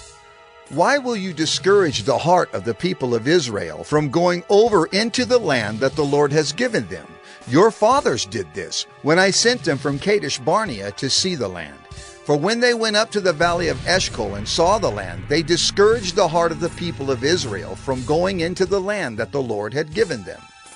And the Lord's anger was kindled on that day, and he swore, saying, Surely none of the men who came up out of Egypt from 20 years old and upward shall see the land that I swore to give to Abraham, to Isaac, and to Jacob, because they have not wholly followed me, none except Caleb, the son of Jephunneh, the Kenizzite, and Joshua, the son of Nun, for they have wholly followed the Lord. And the Lord's anger was kindled against Israel, and he made them wander in the wilderness 40 years, until all the generation that had done evil in the sight of the Lord was gone. And behold, you have risen in your father's place, a brood of sinful men, to increase still more the fierce anger of the Lord against Israel. For if you turn away from following him, he will again abandon them in the wilderness, and you will destroy all this people." Then they came near to him and said, "We will build sheepfolds here for our livestock, and cities for our little ones. But we will take up arms, ready to go before the people of Israel, until we have brought them to their place. And our little ones shall live in the fortified cities, because of the inhabitants of the land. We will not return to our homes until each of the people of Israel has gained his inheritance. For we will not inherit with them on the other side of the Jordan and beyond, because our inheritance has come to us on this side of the Jordan, to the east. So Moses said to them, If you will do this, if you will take up arms to go before the Lord for the war, and every armed man of you will pass over the Jordan before the Lord until he has driven out his enemies from before him, and the land is subdued before the Lord, then after that you shall return and be free of obligation to the Lord and to Israel. And this land shall be your possession before the Lord. But if you will not do so, behold, you have sinned against the Lord, and be sure your sin will find you out. Build cities for your little ones, and folds for your sheep, and do what you have promised. And the people of Gad and the people of Reuben said to Moses, Your servants will do as my Lord commands. Our little ones, our wives, our livestock, and all our cattle shall remain there in the cities of Gilead. But your servants will pass over, every man who is armed for war before the Lord to battle as my Lord orders. So Moses gave command concerning them to Eleazar the priest, and to Joshua the son of Nun, and to the heads of the fathers' houses of the tribes of the people of Israel. And Moses said to them, If the people of Gad and the people of Reuben, every man who is armed to battle before the Lord, will pass with you over the Jordan, and the land shall be subdued before you, then you shall give them the land of Gilead for a possession. However, if they will not pass over with you armed, they shall have possessions among you in the land of Canaan. And the people of Gad and the people of Reuben answered, What the Lord has said to your servants, we will do. We will pass over armed before the Lord into the land of Canaan, and the possession of our inheritance shall remain with us beyond the Jordan. And Moses gave to them, to the people of Gad and to the people of Reuben, and to the half-tribe of Manasseh, the son of Joseph, the kingdom of Sihon, king of the Amorites, and the kingdom of Og, king of Bashan, the land and its cities with their territories, the cities of the land throughout the country. And the people of Gad built Dibon, Ataroth, Aroer, Atroth-Shophan, Jazer, Jogbehah, Beth-Nimrah, and Beth-Haran, fortified cities and folds for sheep. And the people of Reuben built Heshbon, Elealeh, Kiriathaim, Nebo, and Baal-Meon. Their names were changed, and Sibmah. And they gave other names to the cities that they built. And the sons of Machir, the son of Manasseh, went to Gilead and captured it, and dispossessed the Amorites who were in it. And Moses gave Gilead to Machir, the son of Manasseh, and he settled in it. And Jair, the son of Manasseh, went and captured their villages, and called them Havoth-Jair. And Nobah went and captured Kenath and its villages, and called it Nobah, after his own name.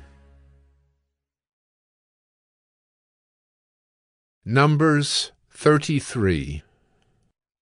These are the stages of the people of Israel when they went out of the land of Egypt by their companies under the leadership of Moses and Aaron. Moses wrote down their starting places, stage by command of the Lord, and these are their stages according to their starting places. They set out from Ramesses in the 1st month on the 15th day of the 1st month. On the day after the Passover, the people of Israel went out triumphantly in the sight of all the Egyptians, while the Egyptians were burying all their firstborn, whom the Lord had struck down among them. On their gods also the Lord executed judgments. So the people of Israel set out from Ramesses and camped at Succoth, and they set out from Succoth and camped at Etham, which is on the edge of the wilderness. And they set out from Etham and turned back to Pi-hahiroth, which is east of Baal-Zephon, and they camped before Migdol. And they set out from before Hahiroth, and passed through the midst of the sea into the wilderness. And they went a 3 days' journey in the wilderness of Etham, and camped at Marah. And they set out from Marah, and came to Elim. At Elim there were 12 springs of water, and 70 palm trees, and they camped there. And they set out from Elim, and camped by the Red Sea. And they set out from the Red Sea, and camped in the wilderness of Sin. And they set out from the wilderness of Sin, and camped at Dophkah. And they set out from Dophkah, and camped at Elish. And they set out from Elish, and camped at Rephidim, where there was no water for the people to drink. And they set out from Rephidim, and camped in the wilderness of Sinai. And they set out from the wilderness of Sinai, and camped at Kibroth-Hattaavah. And they set out from Kibroth-Hattaavah, and camped at Hazeroth. And they set out from Hazeroth, and camped at Rithmah. And they set out from Rithmah, and camped at Rimmon-Perez. And they set out from Rimmon-Perez, and camped at Libnah. And they set out from Libnah, and camped at Rissah. And they set out from Rissah, and camped at Kehalatha. And they set out from Kehalatha, and camped at Mount Shepher. And they set out from Mount Shepher, and camped at Harada. And they set out from Harada, and camped at Machheloth. And they set out from Machheloth, and camped at Tahath. And they set out from Tahath, and camped at Terah. And they set out from Terah, and camped at Mithkah. And they set out from Mithkah, and camped at Hashmonah. And they set out from Hashmonah, and camped at Moserath. And they set out from Moserath, and camped at Beni-Jaakan. And they set out from Beni-Jaakan, and camped at Hor-Haggidgad. And they set out from Hor-Haggidgad, and camped at Jotbathah. And they set out from Jotbathah, and camped at Abrona. And they set out from Abrona, and camped at Ezion-Geber. And they set out from Ezion-Geber, and camped in the wilderness of Zin, that is, Kadesh. And they set out from Kadesh, and camped at Mount Hor, on the edge of the land of Edom. And Aaron the priest went up Mount Hor at the command of the Lord, and died there, in the 40th year after the people of Israel had come out of the land of Egypt, on the 1st day of the 5th month. And Aaron was 123 years old when he died on Mount Hor. And the Canaanite, the king of Arad, who lived in the Negeb in the land of Canaan, heard of the coming of the people of Israel. And they set out from Mount Hor, and camped at Zalmunna. And they set out from Zalmunna, and camped at Punon. And they set out from Punon, and camped at Oboth. And they set out from Oboth, and camped at Aya-Abarim, in the territory of Moab. And they set out from Ayim, and camped at Dibongad. And they set out from Dibongad, and camped at Almon-Diblathaim. And they set out from Almon-Diblathaim, and camped in the mountains of Abarim, before Nebo. And they set out from the mountains of Abarim, and camped in the plains of Moab by the Jordan at Jericho. They camped by the Jordan from Beth-Jeshimoth as far as Abel-Shittim in the plains of Moab. And the Lord spoke to Moses in the plains of Moab by the Jordan at Jericho, saying, Speak to the people of Israel, and say to them, When you pass over the Jordan into the land of Canaan, then you shall drive out all the inhabitants of the land from before you, and destroy all their figured stones, and destroy all their metal images, and demolish all their high places. And you shall take possession of the land, and settle in it. For I have given the land to you to possess it. You shall inherit the land by lot, according to your clans. To a large tribe you shall give a large inheritance, and to a small tribe you shall give a small inheritance. Wherever the lot falls for anyone, that shall be his. According to the tribes of your fathers you shall inherit. But if you do not drive out the inhabitants of the land from before you, then those of them whom you let remain, shall be as barbs in your eyes and thorns in your sides, and they shall trouble you in the land where you dwell, and I will do to you as I thought to do to them. Numbers 34. The Lord spoke to Moses, saying, Command the people of Israel and say to them, When you enter the land of Canaan, this is the land that shall fall to you for an inheritance, the land of Canaan, as defined by its borders.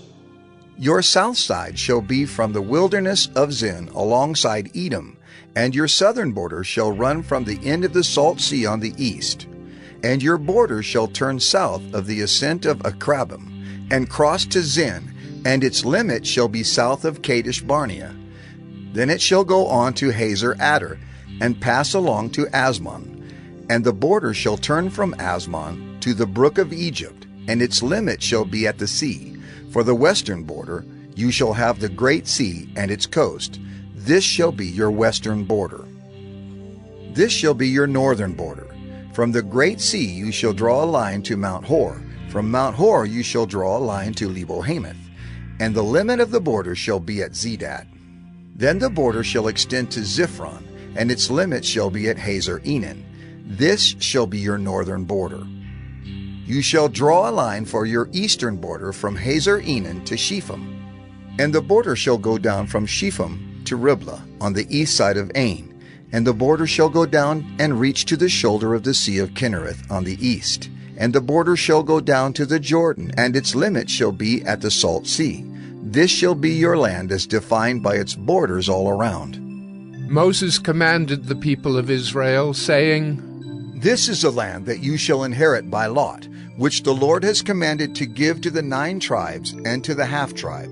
For the tribe of the people of Reuben by fathers' houses, and the tribe of the people of Gad by their fathers' houses, have received their inheritance, and also the half-tribe of Manasseh.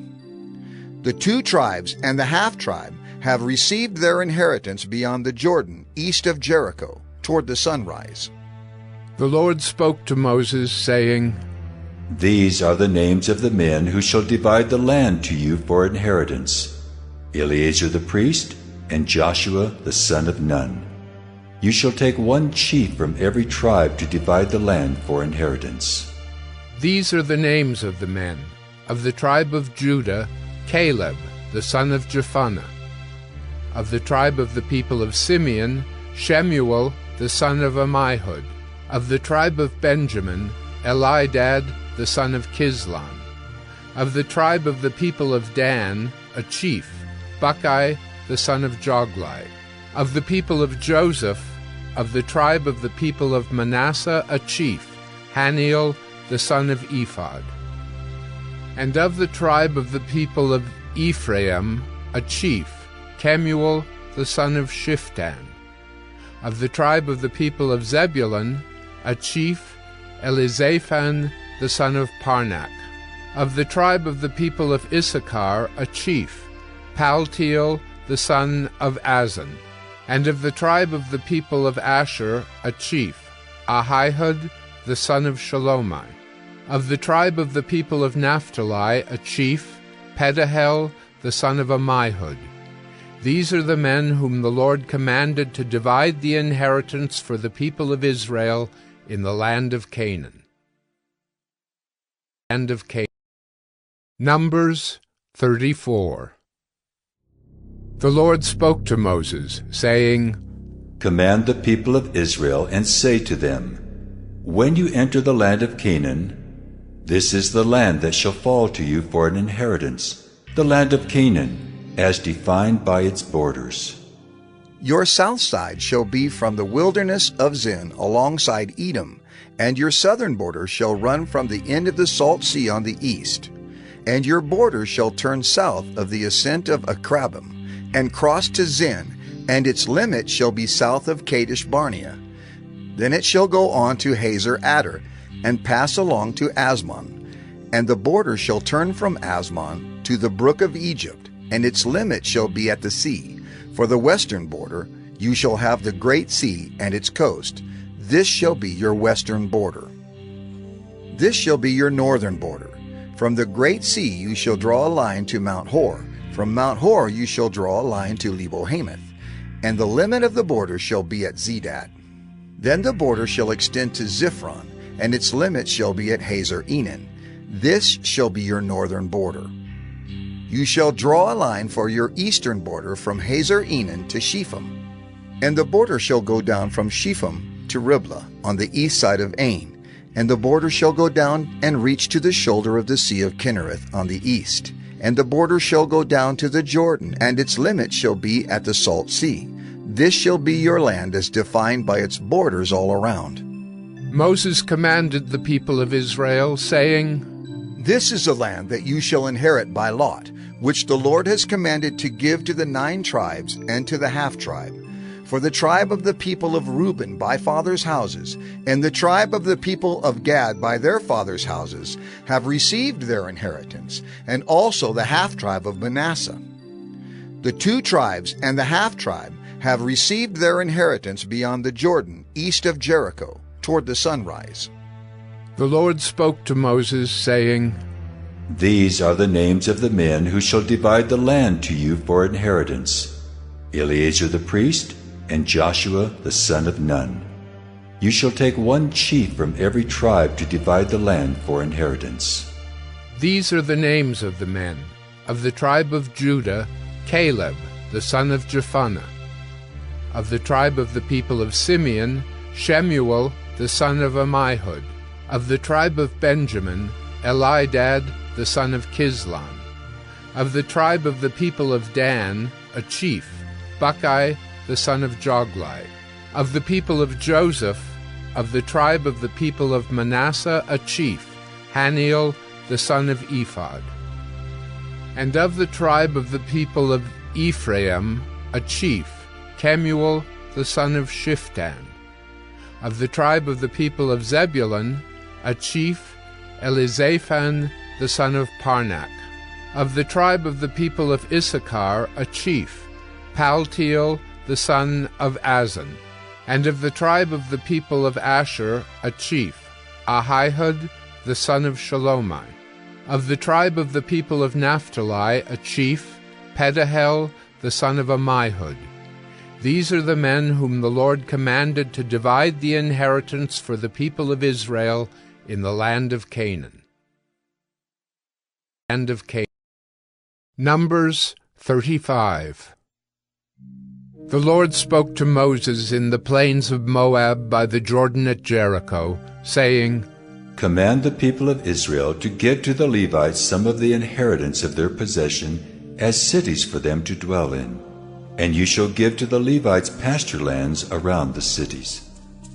The cities shall be theirs to dwell in, and their pasture lands shall be for their cattle, and for their livestock, and for all their beasts. The pasture lands of the cities, which you shall give to the Levites, shall reach from the wall of the city outward 1,000 cubits all around.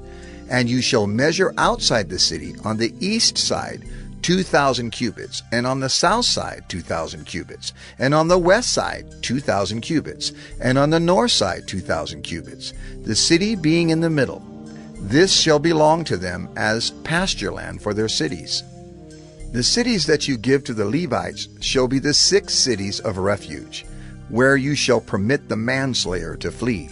And in addition to them, you shall give 42 cities. All the cities that you give to the Levites shall be 48 with their pasture lands. And as for the cities that you shall give from the possession of the people of Israel, from the larger tribes you shall take many, and from the smaller tribes you shall take few. Each in proportion to the inheritance that it inherits shall give of its cities to the Levites.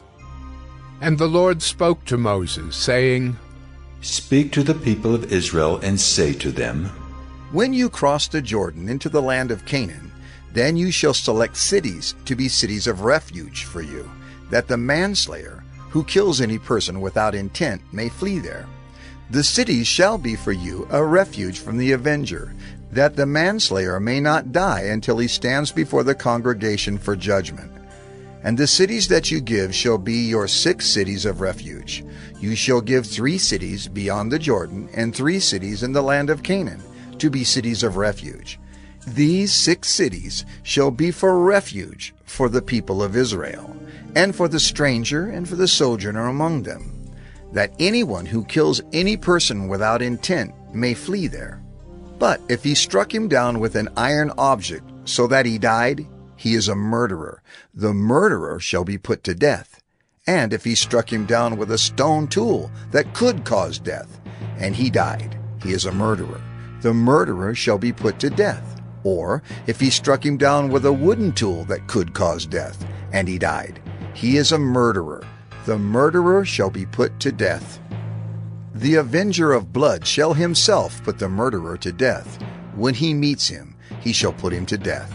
And if he pushed him out of hatred, or hurled something at him, lying in wait, so that he died, or in enmity struck him down with his hand so that he died, then he who struck the blow shall be put to death. He is a murderer. The avenger of blood shall put the murderer to death when he meets him. But if he pushed him suddenly without enmity, or hurled anything on him without lying in wait, or used a stone that could cause death, and without seeing him dropped it on him, so that he died, though he was not his enemy and did not seek his harm, then the congregation shall judge between the manslayer and the avenger of blood, in accordance with these rules. And the congregation shall rescue the manslayer from the hand of the avenger of blood, and the congregation shall restore him to his city of refuge, to which he had fled, and he shall live in it until the death of the high priest, who was anointed with the holy oil. But if the manslayer shall at any time go beyond the boundaries of his city of refuge, to which he fled, and the avenger of blood finds him outside the boundaries of his city of refuge, and the avenger of blood kills the manslayer, he shall not be guilty of blood, for he must remain in his city of refuge until the death of the high priest. But after the death of the high priest, the manslayer may return to the land of his possession. And these things shall be for a statute and rule for you throughout your generations in all your dwelling places. If anyone kills a person, the murderer shall be put to death on the evidence of witnesses. But no person shall be put to death on the testimony of one witness. Moreover, you shall accept no ransom for the life of a murderer, who is guilty of death, but he shall be put to death. And you shall accept no ransom for him who has fled to his city of refuge, that he may return to dwell in the land before the death of the high priest. You shall not pollute the land in which you live, for blood pollutes the land, and no atonement can be made for the land for the blood that is shed in it, except by the blood of the one who shed it. You shall not defile the land in which you live, in the midst of which I dwell, for I, the Lord, dwell in the midst of the people of Israel. Numbers 36. The heads of the fathers' houses of the clan of the people of Gilead, the son of Machir, son of Manasseh, from the clans of the people of Joseph, came near and spoke before Moses and before the chiefs, the heads of the fathers' houses of the people of Israel. They said, The Lord commanded my Lord to give the land for inheritance by lot to the people of Israel. And my Lord was commanded by the Lord to give the inheritance of Zelophehad, our brother, to his daughters. But if they are married to any of the sons of the other tribes of the people of Israel, then their inheritance will be taken from the inheritance of our fathers and added to the inheritance of the tribe into which they marry. So it will be taken away from the lot of our inheritance. And when the Jubilee of the people of Israel comes, then their inheritance will be added to the inheritance of the tribe into which they marry, and their inheritance will be taken from the inheritance of the tribe of our fathers. And Moses commanded the people of Israel according to the word of the Lord, saying, The tribe of the people of Joseph is right. This is what the Lord commands concerning the daughters of Zelophehad. Let them marry whom they think best. Only they shall marry within the clan of the tribe of their father. The inheritance of the people of Israel shall not be transferred from one tribe to another. For every one of the people of Israel shall hold on to the inheritance of the tribe of his fathers. And every daughter who possesses an inheritance in any tribe of the people of Israel shall be wife to one of the clan of the tribe of her father, so that every one of the people of Israel may possess the inheritance of his fathers. So no inheritance shall be transferred from one tribe to another, for each of the tribes of the people of Israel shall hold on to its own inheritance. The daughters of Zelophehad did as the Lord commanded Moses. For Mahlah, Tirzah, Hoglah, Milcah, and Noah, the daughters of Zelophehad, were married to sons of their father's brothers. They were married into the clans of the people of Manasseh, the son of Joseph, and their inheritance remained in the tribe of their father's clan. These are the commandments and the rules that the Lord commanded through Moses to the people of Israel in the plains of Moab by the Jordan at Jericho.